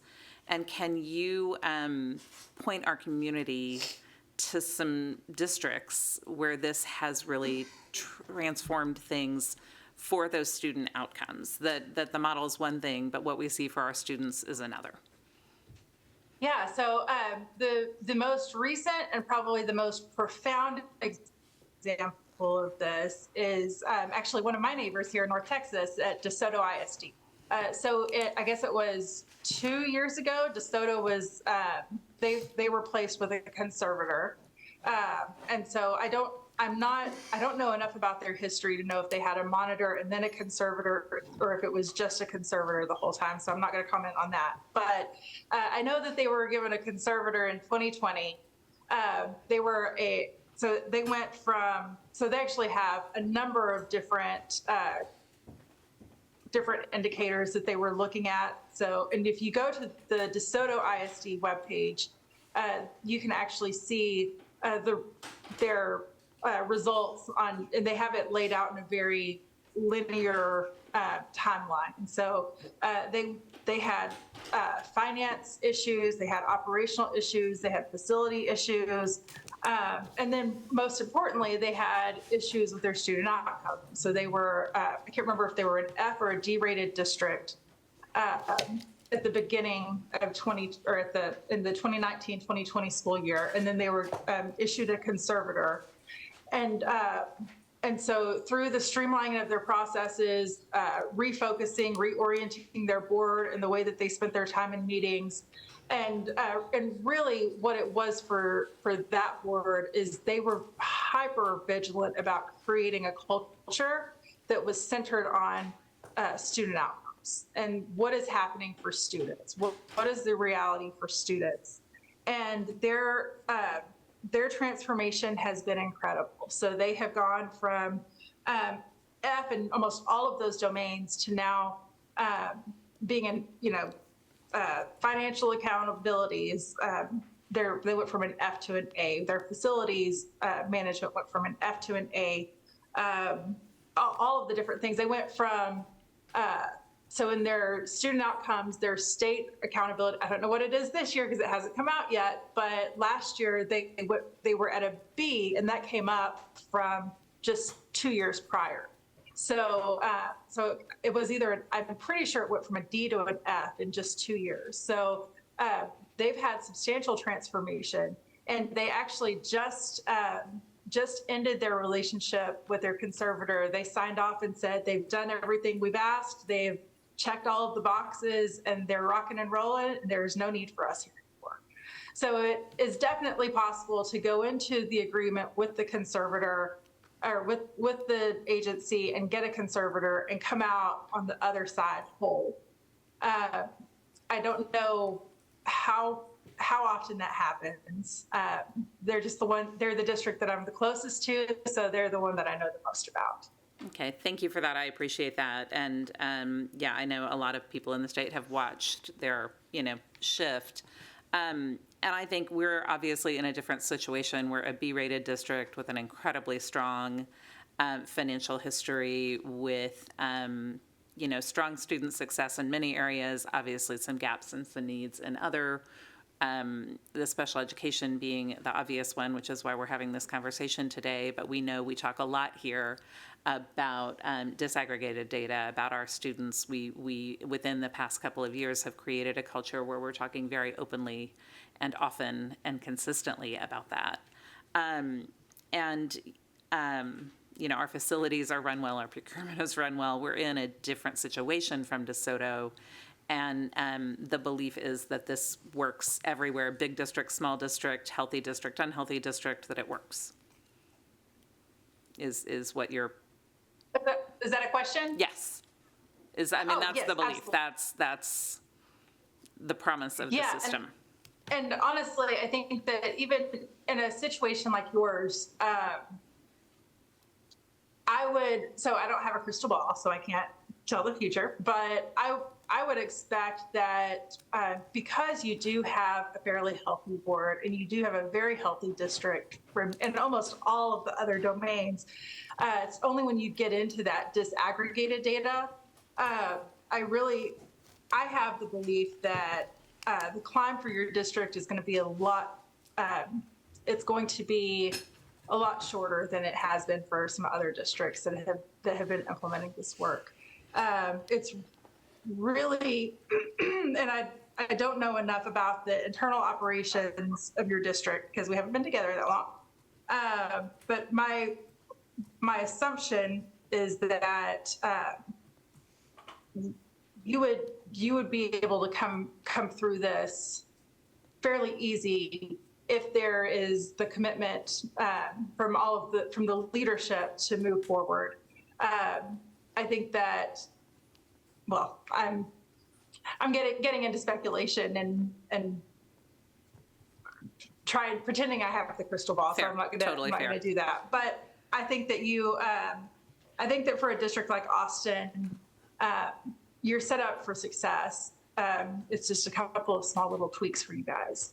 And then I have one more question. I think part of the reason we are financially healthy, that our operations are healthy, that many of the programs we offer our students are strong career, our CCMR is relatively strong. We have higher graduation rates, we do well in many, many things, is because we spend time, because we invest in that collaboratively in our role as governance and oversight with our administration, with the superintendent, and we do go out into our community a great deal and do that two-way communication, that collaborative communication. I know there's a lot of concern in our community that narrowing the time we can spend on those things, it's less about the 50%, it's about the 50% plus the short, the 3 hours, and how do we take care of all of those things and keep them healthy in an hour and a half twice a month. And I think that's a real concern for a lot of people in our community, and I would love to hear you speak to that. Yeah, so a lot of the things that you've mentioned are actually, so in Lone Star governance, and actually in other governance models as well. But so the research suggests that the time that you spend on, if you were to transfer the time that you spend, the profound amount of time that you spend on all of those other things and transfer them to spending the time on student outcomes, especially the ones where there may be some struggle happening, that will translate to the community that these are the things that we are the most focused on. These are our highest priorities. And so what you spend your time on in meetings matters. And to suggest that that not spending your so if all of those things are important to you, then we want you to spend time on those things, on all of the other. But it's just kind of transitioning some of the things that aren't as necessary for the board to spend time on, such as, and it's the way that you spend your time on those things. And I, again, don't know, I haven't evaluated past board meetings to the depth of actually understanding where your time goes yet. But that will be one of the first things that happens if you enter into an engagement with the council. And so if you're spending your time on facilities, if you're spending your time on transportation, if you're spending your time on all of the operational things that are really so the board may have some oversight on those things, but those are really the superintendent's job. Those are the things that the superintendent should be implementing to the highest degree. If you spend your time focused on student outcomes instead, then you are going to see more bigger results in your student outcomes. So, for example, lots of boards like to spend, and I don't know if this is true for Austin or not, but a lot of boards like to spend time talking about facilities. How we're going to manage the facilities, which facilities are going to do what things. The research suggests that you can spend all of your time on facilities, but that's not actually going to correlate to improve student outcomes. You can spend all of your time talking about safety and security, which are, again, very profoundly important things, but you're still not going to translate to improve student outcomes. Another really great example is during COVID. So we actually have time use research on the way that how boards spent their time during the pandemic, talking about mask mandates, talking about the opening and closing of schools, talking about all things pandemic related. And there is actually no difference in districts that where the board spent a lot of their time talking about those things versus boards that spent no time talking about those things. Like the learning losses that were related to the pandemic actually didn't have that profound of an impact at all. But the ones the boards that didn't spend time focused on those operational aspects, that doesn't mean no time, but less time, and delegated most of that to the superintendent, and instead used their time talking about how the pandemic was impacting learning in their district, how students were actually receiving accessing instruction, all of the things that are specific to student outcomes. Those are actually the districts that had the lowest learning losses. And so that's some of the research, the emerging research that we're leaning into today, talking about this. And so I want to be clear though on one thing. The framework actually, so 50% is masters. 50% is the aspirational place where we want school boards to be.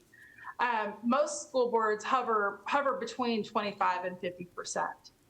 Usually school boards that get to 25% within the first year of implementation are the ones that see the most profound impacts on their in their student outcomes and their results for what students know and are able to do.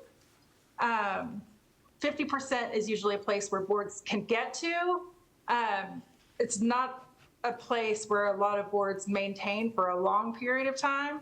And so I just want to point that out, and I'm sure that you and your colleagues might have some more questions about that as well. Great, thank you, Ashley. Trustee Hunter. Thank you. Good evening, Ashley. I just want to pick up a little piece that Trustee Boswell kind of left a little thread, and I just want to pull on it a little bit. She mentioned that we have a very savvy community, and I really want our community, because some of the information that's out there in our community and some of the emails that we get are around the terms research. And being a college town, we know that the words research and proven are two different things, right? So research is a gathering of knowledge, and proving means demonstrated by evidence. And so I commend DeSoto ISD with their nearly 7,400 students on the work that they've managed to do. But my question is two parts. Has LSG ever been implemented in a district this size, which would be 10 times the size of DeSoto? And then I know that you're nationally certified, so I assume that you probably have worked with those larger school districts. If you can help our community understand a little bit more about proven versus researched, and then being implemented in a district this size, and then your experience with districts this size.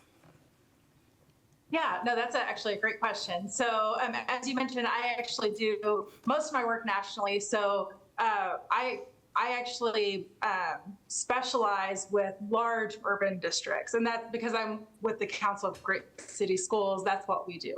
And Council of Great City Schools they're actually a DC-based research policy research organization. And so they are probably the experts when it comes to education policy research through both what is identifying what is correlated and what is actually where causation actually lives.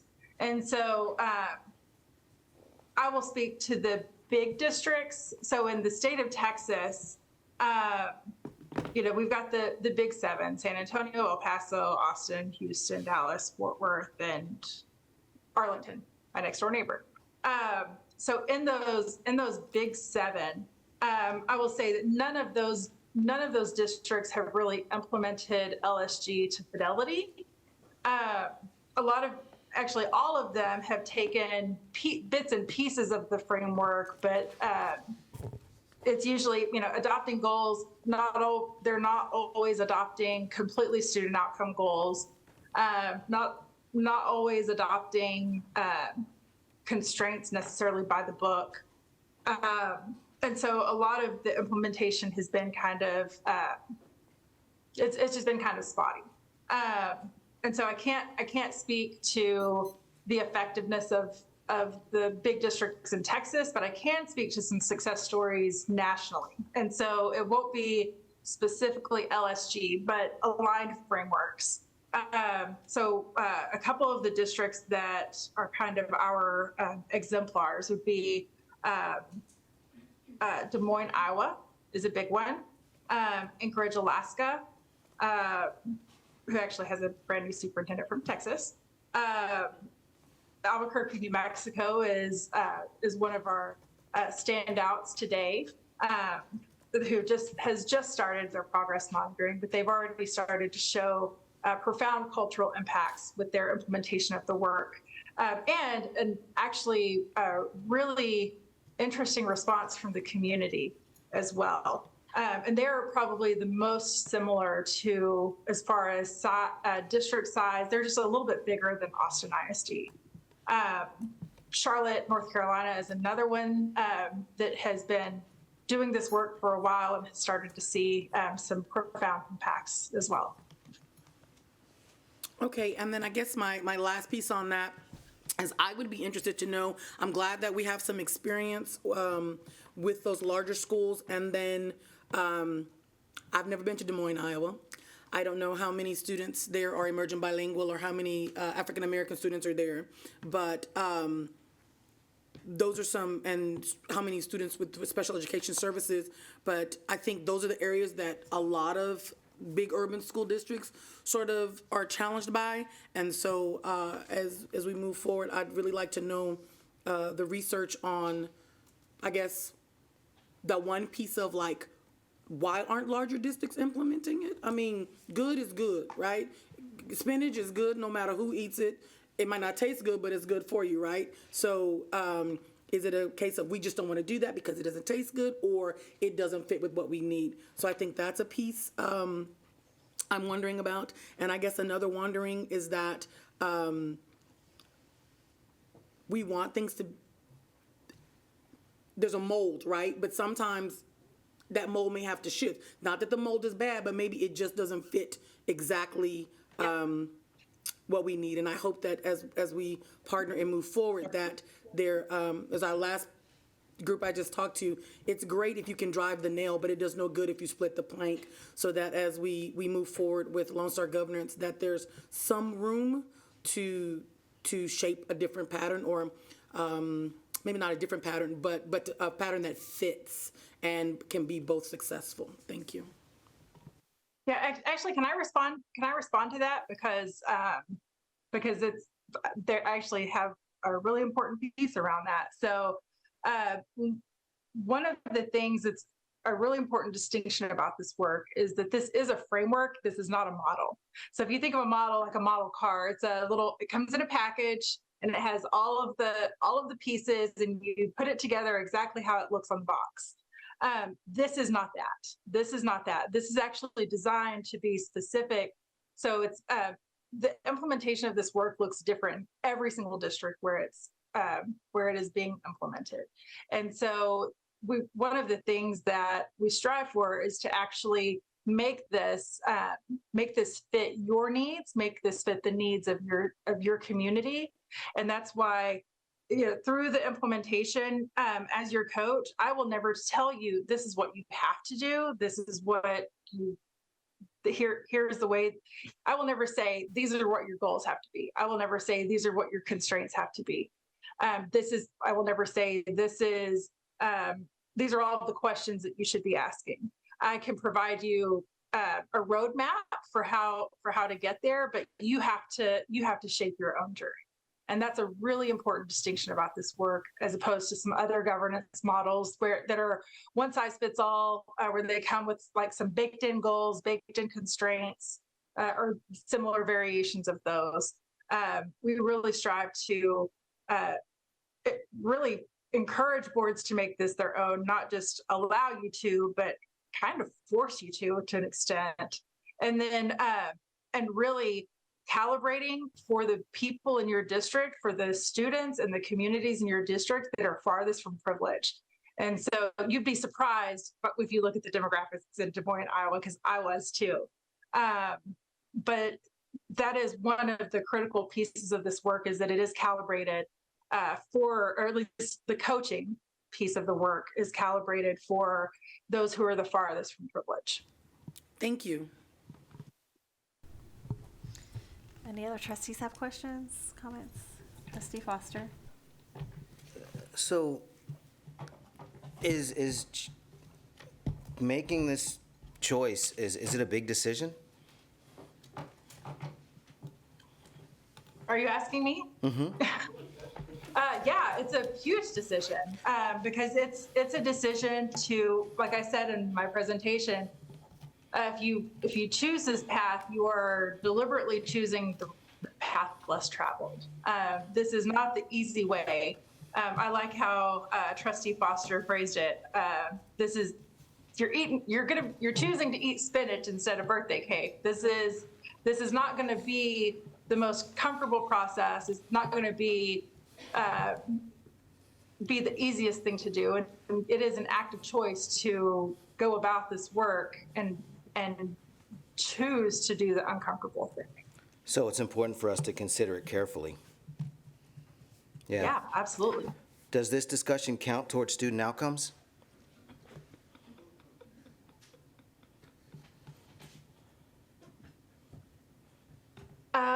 Is this a public hearing, or is this just a special called meeting? This is just one of our standard board information sessions. So generally, I think that the answer is going to be no, because we're talking about what the adults are going to be doing, not what students know or are able to do. Madam President, in the interest of time, I'd like to move to the next agenda item. I appreciate that. Trustees, is there any objection to moving to the next agenda item? Thank you. Thank you, Ashley. I'm sure we'll be able to ask you questions offline if we have further questions. Thank you very much. All right.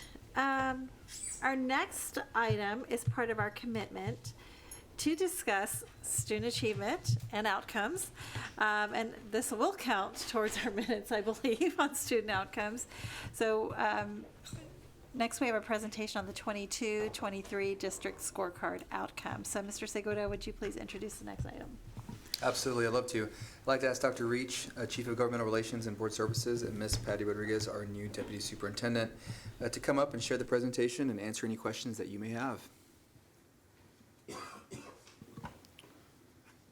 President Singh, Board of Trustees, and Interim Superintendent Segura, thank you so much for allowing us to be here tonight to share with you the outcomes from our 2022-2023 scorecard.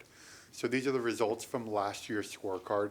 As you know, as part of our commitment to goal card monitoring, we do meet with the Board of Trustees throughout the year to discuss our goal progress measures and interim progress on our overall goals. What we are sharing here tonight is the outcome data for our goals. We do have final data for everything except for one indicator, which I'll mention when we get there. But first, I just want to share a little bit about where we were that brought us here. So our district scorecard is aligned to district priorities. This was work that we took part in with Studer Education back in 2020. As part of that work, the board had set their priorities: student achievement, student well-being, teacher and employee well-being, culture of respect and customer service, and fiscal stewardship and budget prioritization. And then, of course, equity being the foundation of all of those priorities. The board approved this scorecard in partnership working with Studer Education on November 16th, 2020.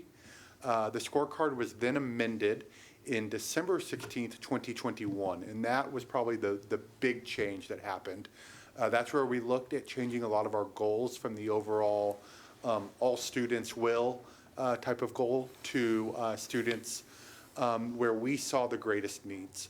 So that was done in conversation with our trustees, and then later, after our trustees had already started that conversation of needing more equity-focused goals, we worked with AJ Craybill, who helped us as we finalized a new scorecard that was amended in December. We've amended it 2 other times, once May 19th, 2022, which was to ensure that our scorecard indicators aligned with our HB3 goals. And then again, most very recently, May 8th, 2023, where we finalized our last survey indicator and also added 2 new indicators for special education, which I get to preview today, but that you'll also get your first board quarterly check-in next month. So we want to start with our student achievement scorecard indicators. And first I want to orient everyone to where we are with our chart that we have up here. So on the left, you have listed each goals that we have under that category. And then we have provided the most recent 3-year outcomes for those goals. Of course, some of these did not have any data available because the goal that we created was off of a new system. So for instance, you see no data available 1920. That's because we did not have STAR tests in 1920. And then when we get to some other ones, you'll see no data available because that system did not exist at that time.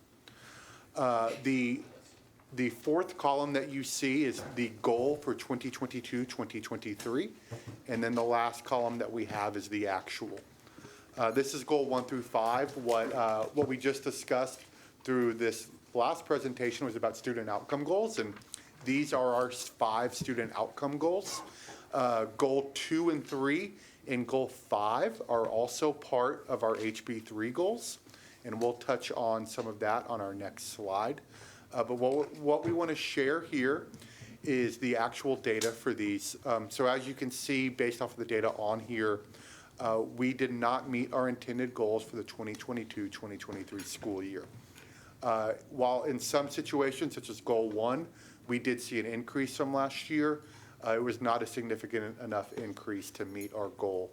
On some others, including goal 2 and goal 3, we actually saw that those results slide back a little bit.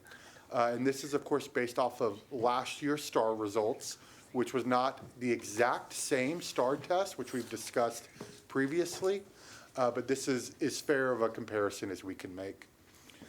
Goal 5, I do want to briefly highlight. That's our CCMR outcome bonus goal. We are able to project that, but we will not receive final data from the Texas Education Agency on that until December 2023. And furthermore, I want to remind that this is not last year's graduates, but the year previous. So CCMR outcomes bonus is always a year delayed, and then it takes about another 6 months to get that outcome bonus information. But that outcome bonus is part of that HB3 goal that actually delivers additional funding to the district. So we did see a decrease also overall in that goal. And it's worth mentioning that that class of 2 years ago would have been the class that had that COVID year, their junior year. And we know, and what we discussed previously with our board, is that for a lot of those students, when they were looking at those coherent sequences that led through industry certifications, they may not have been able to continue some of those courses because of the online format. And some students felt, just for whatever reason, of not continuing some of those on when they did return back. So we do think that that may account for some of this, but we recognize that we do have a lot of work to do with our CCMR goals as well. I'm happy to go on to HB3, or we could pause on our 4 major goal settings. And Please continue. okay. So another thing that we want to make sure that we cover is our HB3 goals. So HB3, passed back in 2017, does require that school districts set goals on 3rd grade numeracy and literacy and CCMR. Because I don't have final CCMR data for the state and I only have projections for the district, we're just sharing our grade 3 reading and math here. But when we come back to share our CCMR goal as part of our interim reporting that we do throughout the year, we will be sure to provide that full data for CCMR as well. So what you see on this chart is our grade 3 reading and grade 3 math for Austin ISD in the state. So Austin ISD is the first column, then the state, and then we've broken it down based off of the demographic groups that the state has set to monitor under HB3. So overall as a district, you can see that we are either aligned or slightly above the state. But when you start breaking it down by student group, you can see that the big changes of this is due to the white student group, which vastly outperforms the state. Austin ISD is about roughly, and I'm not going to get this number exactly right, but around a 30% white student population. And so that performance has a good effect on our overall results. Our Hispanic students and our African American students do underperform state results, and this is also a drop compared to previous years. So we'll move on to our next section, which is student well-being. This includes our goals around the CTE, coherent sequence, and other coherent sequence for students, which includes athletics, fine arts, visual arts. It also includes our discipline items, and then our brand new special education items is the new Goal 9 and Goal 10. So for Goal 6, that CTE coherent sequence, this is for last year's juniors and seniors. So those juniors are mostly all still here. They're now seniors, and the seniors would have graduated. But looking at those students who have completed those coherent sequences, we were looking to raise that up, and that did slightly drop from 52% down to 50%. So we saw a decrease on that one. Our disparity is based off, our Goal 7 and 8, our disparity in disciplinary referrals. This is based off of discretionary removals only, so it does not include any mandatory removals. And it's looking at the disparity. So what we've done is we've set a goal that is based off of that student's population group of the overall student population group. And then the percent of their disciplinary referrals should be equal to the overall percent. And that could be one way that we look at is their disparity in referrals. Because both of those groups were already much higher than their student population group, we set our interim targets to have a decrease over the year, but those did not quite meet our goals. So in this case, we want our actual to be lower than our goal. While we did see a slight decrease in disparity in African American, it was not the increase we needed to hit our goal. And there was also a very slight decrease in special education, but not enough to bring us around to our goal. Our goal 9 and 10, and these are numbers, I want to make sure I get this right, from May, Dr. Robinette, correct? Yes, thank you so much. I should have added that in the PowerPoint. So the 2 actual data that you see there are from May. And again, the first one is number of initial and reevaluations conducted. So we want our actual to be higher than our goal, and we did hit that. We are above how many evaluations we said we would complete during the school year. Goal 10, which is the pending evaluations, we want that below our goal because we want to eventually decrease that to 0. And we did again hit that goal, and we are below our overall goal. Our next one is teacher and employee well-being, goal 11 through 13. One thing that I want to remind us for goal 11 and 12, and this is also a presentation that we will have next month, is that this is data for the last school year. So this isn't the retention rate that we have right now. It's the retention rate that we had last September. So next month, Ms. Hosak will present to you our newest data of the number of teachers from last year who are still here this year. So while it's current for the 2022-23 school year, it is delayed about a year. So the first one, goal 11, is looking at the retention rate for teachers who remain in a teaching position at Title I schools.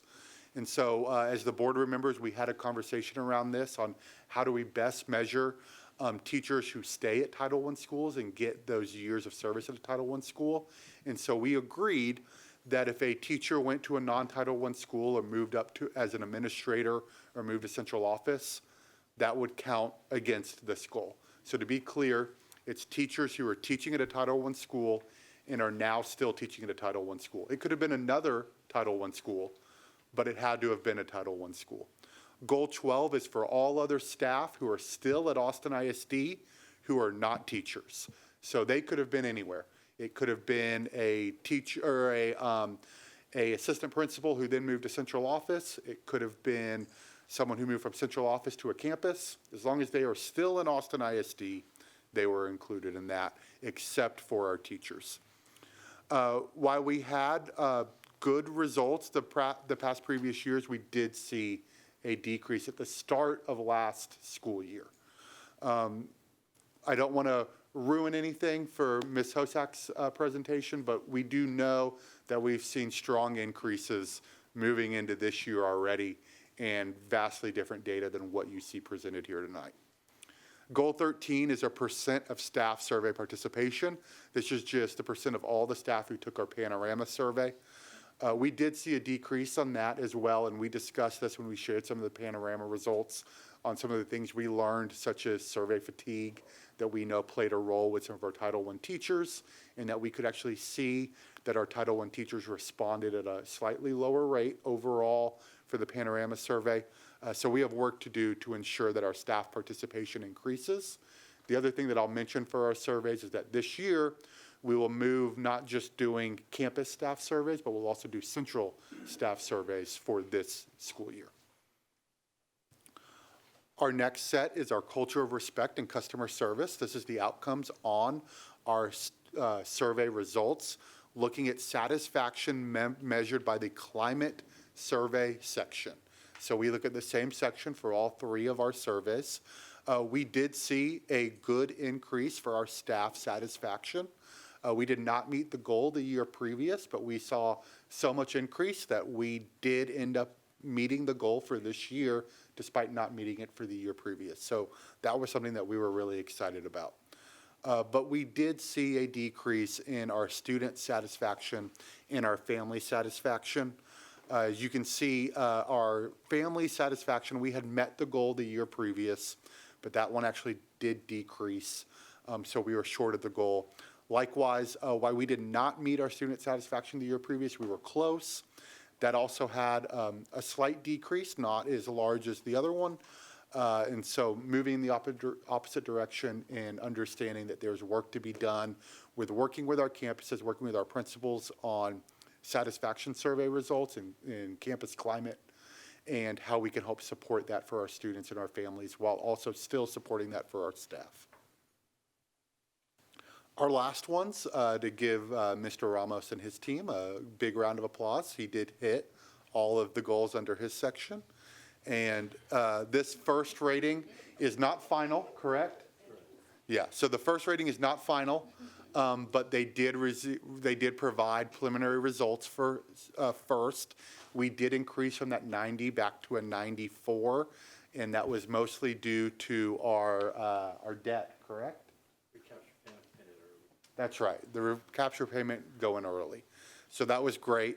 Our bond rating is still maintained where we're at, and then Oscar's team and our campus team in enrollment working on our student share.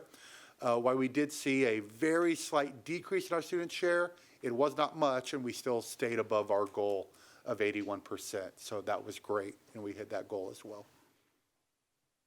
Of course, as I mentioned earlier, our next steps are always doing those monthly scorecard indicator deep dives. So taking one of these goals or perhaps two of these goals and really getting down into the details of what are we doing to address those goals, what are we doing to support it, and then answering those questions for our trustees around those monitoring questions that we use during those meetings.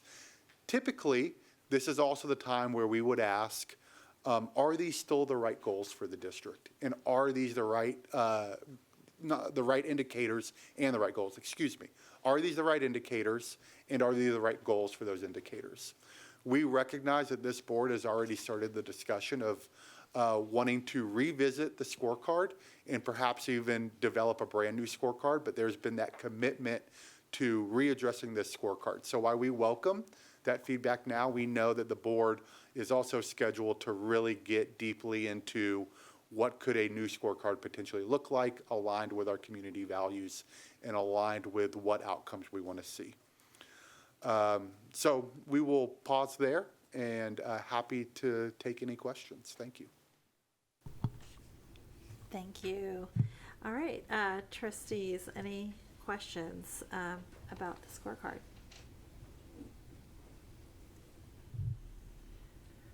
It's got to be at least one. I know. Yeah, I mean, and I think part of it is because we do go so in depth with these every month, and so we have already reviewed these and had in-depth conversations, very disaggregated, and I think one of the things that I am excited about with undertaking the new work this school year is to make our board monitoring reports really I mean, they've been pretty good, I would say, a lot better than what we had before, and just continue making them even more specific to our whole system and not just, very narrow pieces of it, but seeing how family engagement impacts reading scores or how, curriculum and, all these other factors. And so we're very excited to have you, Ms. Rodriguez. Welcome. I took a picture of you. It's your first time on the dais, so you can send it to your parents or whatever. But I would like to hear from you a little bit. Like, what are some of your thoughts, and what are your hopes as we move forward in this process? Absolutely. Thank you. Really, my hope is for us to continue the great work that we're doing. There are definitely some opportunities for us to learn from and to grow and develop in those areas. And I think with some very minor adjustment, not major changes, adjustments specifically in certain systems, getting really tight on progress monitoring, and just thinking about CCMR, using that as an example, getting really tight on our tracking, ensuring that all of our students have a graduation plan, that we're consistently developing milestones and then measuring that, because you really can't adjust or change if you're not measuring, because then we don't know what the what is behind that. And again, the great news is that we can go from good to great by just making those really small adjustments. That's fantastic. Thank you. I wanted to ask the superintendent a little bit about, I know that in our governance meetings, we've talked a little bit about this strategic plan that the district improvement plan. Can you just give us a little sneak preview or a little insight into the thought process of how you're using the scorecard to impact the work that I know we're going to go into more detail at future board meetings, but. Sure. Yeah, so, I think one of the things that our community probably knows about me now, and certainly our team does, and I think the board does, is that, as an organization, we're going to identify initiatives that move the work. I always talk about initiatives as visions with a timeline. And, ensure that there's accountability, there's ownership between all of us in the room and elsewhere in the system to make sure that work gets done. We've talked about early literacy, we've talked about CCMR, we continue to talk about climate and culture. And, those initiatives are 18, 24-month initiatives, right? They require engagement. Many of them require board action. But we also have shorter duration efforts, and we're classifying those as projects. For instance, re-envisioning ALC, right? Something we've talked about for quite some time. That is a finite project that will require a process. We'll work with our team, work with our community, and bring that forward. Another one would be sixth grade. Evaluating the decision that was made some time ago about sixth grade in East Austin, Martin, and Mendez middle schools, and figuring out, what were we trying to accomplish? Did we accomplish it? What needs to be done moving forward? And have a conversation around that. And so that would be something we would classify as a project as well. But again, for us, it's having the strategy, understanding the goal that we're going to accomplish, making sure that aligns with our values and the superintendent scorecard as developed with the board, and then moving the work to get it done. So all of that is being built right now. We've obviously, we know a lot, but there's still work to be done. I think the point that you made regarding monitoring and monitoring reports is really, really helpful. It's an important conversation. Trustee Kaufman, we often talk about the way that we're receiving information. Are we tracking Spanish? Are we tracking different information data, different data sets? And right now the system is not built to do that as efficiently as it needs to be. And so once we come to an agreement and there's consensus around what those reports need to look like, we are eager to go. We recognize and agree that these things need to be updated. So we're actually very encouraged about the work that's going to occur over the next several weeks, perhaps next couple months, to make sure that we're well aligned and moving forward. But no, I think we're moving in the right direction. And I see the scorecard, and I was telling the team I'm a little anxious about it. But a lot of this stuff was done some time ago and reported out over about a year ago or 10 months ago. And so definitely room for growth, and we're excited to do it. Great. Thank you. I appreciate that. And one of the things that I'm looking forward to actually over the next few months is being able to really look at our data again in a real systematic way to understand the biggest levers for student improvement. It's really interesting because when you actually look at our TEA accountability ratings, we actually oddly, we met the targets for English language arts. It's green check marks all the way down. It's the math where you see all the red X's. And it's so interesting because when you look at our scorecard though, it's about literacy, and literacy dominates so much of our conversation. And so, and as it should. My point is not stop doing literacy. Yeah. My point is how do we make sense of what seems to be conflicting perhaps information, because we know what we see, and we also know the research that you've got to read by third grade. That's such a huge predictor of later success.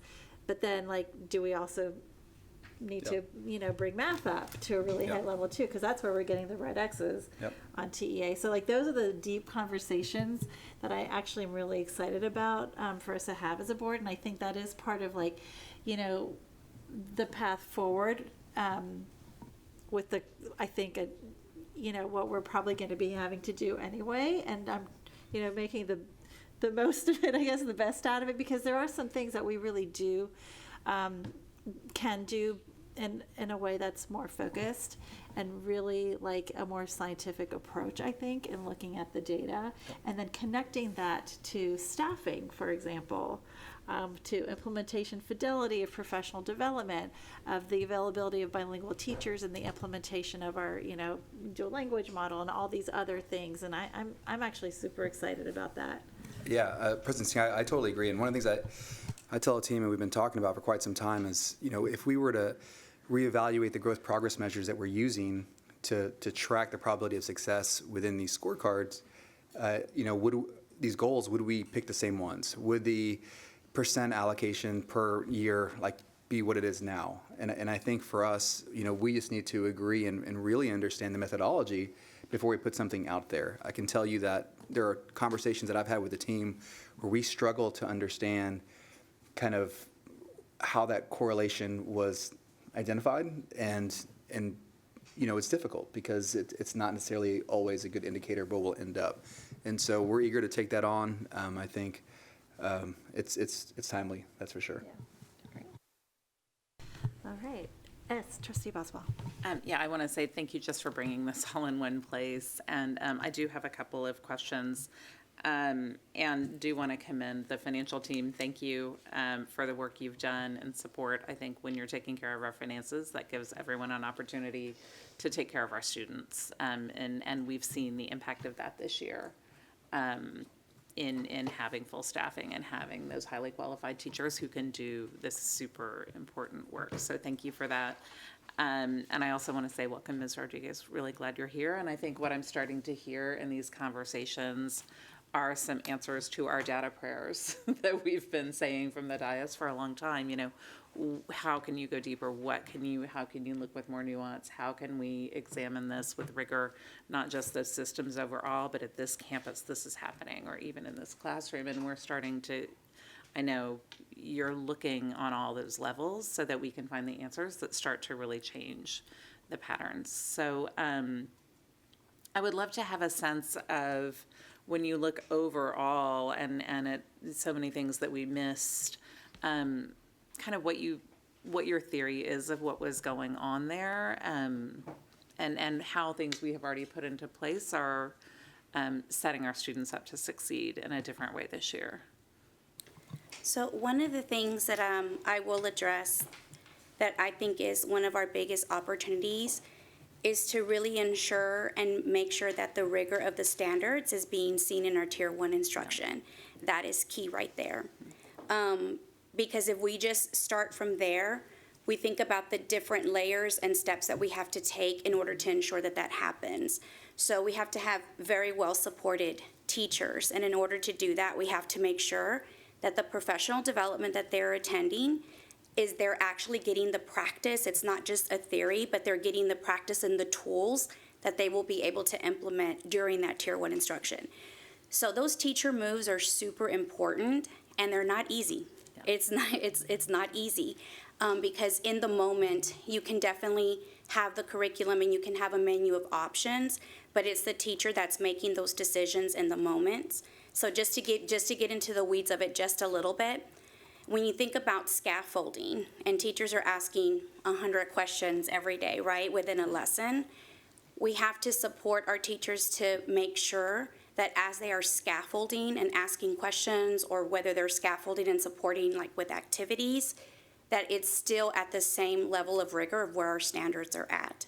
And so really deeply understanding when we are unpacking and we're planning for our lessons, that our teachers are very well supported and they're equipped in order to make those decisions, because they're like in the moment types of decisions. So that requires us to ensure that our professional development is allowing for time for teachers to practice, for them to build networks, and for them to actually receive feedback during professional development. And it can't be a one and done. So then how do we take that model and then we replicate it onto a campus to fit their specific needs? And I'm not talking about something that is scripted, but something that is unique and is tailored for the individual needs of our students. Because even if you think about one classroom next door to another classroom, they could be completely different. So those needs are different. So we need to give them the skill set in order to apply that into those different situations as they're teaching in Tier 1 instruction. Great, thank you. I appreciate Absolutely. that. And I want to look a little bit at those House Bill 3 goals, just seeing it all laid out here. That gap when we have some groups of students, especially our white students, our students of 2 or more races, who really outperform the state so strongly, and students in other groups, our Hispanic students, our Black students by even a bigger margin, who really underperform our state. And the consistency of that. And I think it's really valuable to see that statewide information, when we look at it, and the story that tells. And I think, how does that fit into the planning that's ahead? There's an opportunity also for us to look at the structure and the supports that are provided during our professional, our PLCs within the campuses. There is not one systematic approach of how we go into a PLC and what are those essential elements. In other words, when I walk into a PLC, what are the goals that we want our teachers to leave with? and it's not for us to provide them with a document for something for them to answer or a template. Again, I go back into what are the tools that are needed for, it could be questions, it could just be guiding questions on how they can best use the documents. In speaking with some of our principals, and also moving forward with our principal advisory, one of the things that they have really asked for is, when we go into a PLC, how do I know that what's being discussed and what is being planned is actually going to lead to impact and to success in the classroom? That's a great question. That really is. And so I think there's an opportunity not to tell the teachers when you go into a PLC, this is what it should look like, but definitely we should have some essential elements for them so that it's more of a guide. So that if you need support in Tier 1, or maybe you need support in small groups, they're able to make those decisions, but they actually have like a tool to support them to make sure that when they leave that PLC that they're equipped with what they need in order to support their students. Thank you. And then I have one final question, which is about Goal 15 and the student satisfaction, which I realize is not a student outcome, but I think if students aren't satisfied, they're less likely to be engaged. They're less likely to attend. They're less likely to feel a connection to the adults who they need to trust to have that strong educational relationship. They're less likely to be present physically or emotionally or intellectually. Are we going, to Trustee Hunter's point, are we going into campuses to really dig deeper into that why? So our students can help us find those solutions? Is that work that's being done or work that's being contemplated? Or are we just hoping that will happen when we do good things? No, we're going to be intentional about that. And we also need to look at the panorama data, but specifically look at certain questions so then that we're intentionally targeting exactly the why behind it. So I see that here we have sort of like a broad, a satisfaction. This is our students do or do not feel, satisfied or safe, but we need to actually pinpoint those actual questions so that we can be intentional about addressing that. And something that you said just sparked something that we are this is definitely an opportunity and we are going to work towards, is our goal is to have student ownership. We hear a lot about that, but student ownership really starts with the student well-being and the whole child. That needs to be part of Tier 1 instruction, not something that happens during a circle or a conversation or a discussion or separate from SEL time, let's say, but it has to be something that's in Tier 1 instruction. So if we strongly believe in that, and we do in Austin, then that needs to be part of our documents. And we also need to support teachers on how do we embed that throughout the lesson every day. Great, thank you. And that goes back to our neuroscience and long history here. So thank you for that. I appreciate that conversation and the work. Thank you. Any other questions from trustees? All right, well, thank Well, you. Just to offer a welcome as well. Yes. Yes, I think she deserves a round of applause. Yes. Good job. Thank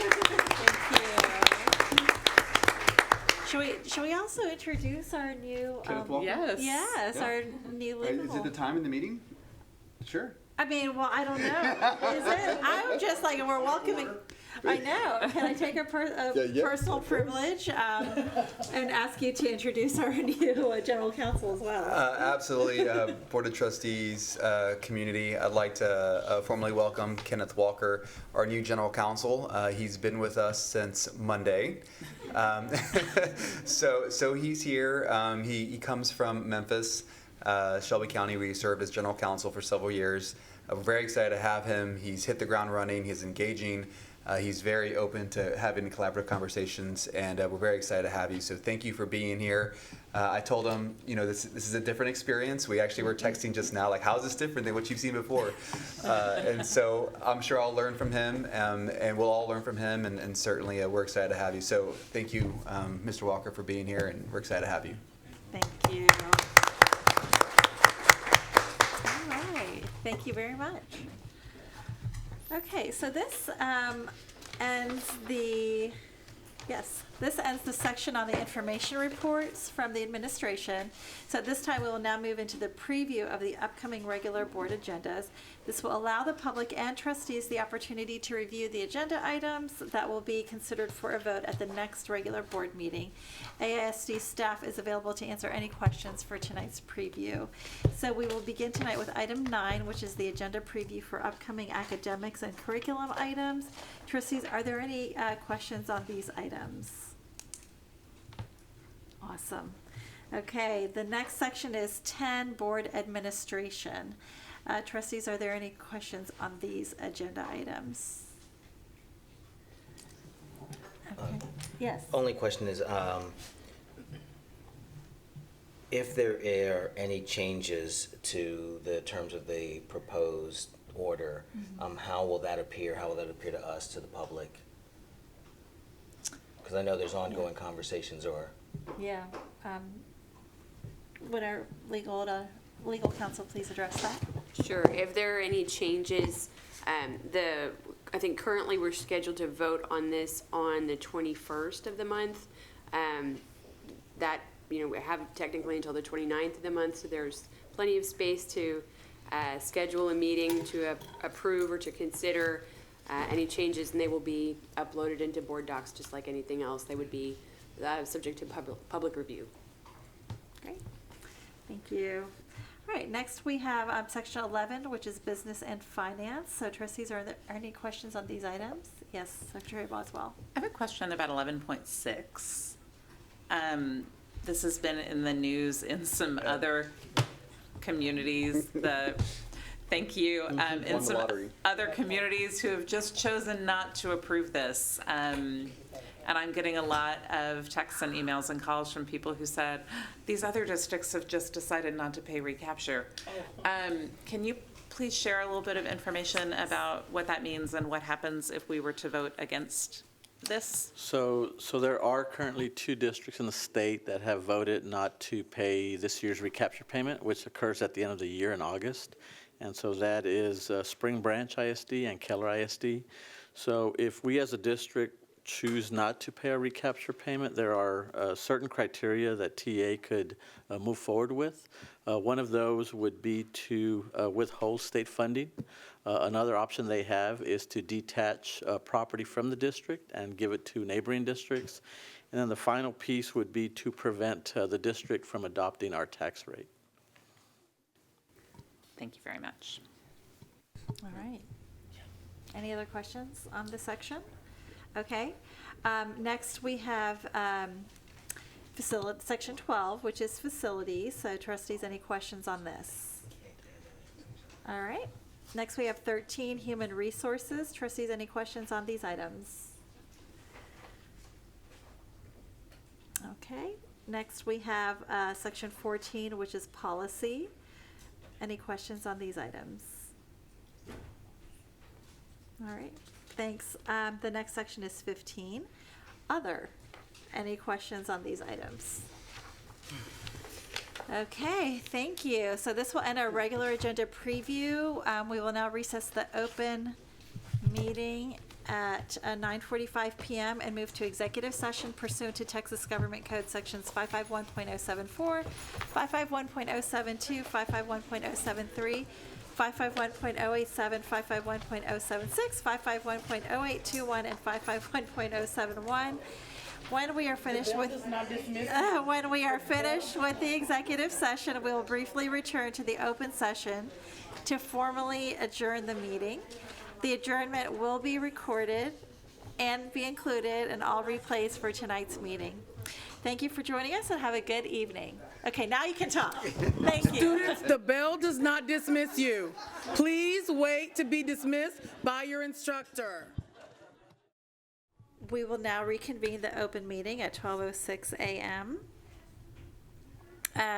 Secretary Boswell, do you have a motion to adjourn the meeting? So moved. Is there a second? Second. All right, having a motion by Secretary Boswell and a second by Trustee Kaufman to adjourn. All those in favor, please raise your right hand. The motion passes unanimously. The meeting is adjourned at 12:07 a.m. Thank you.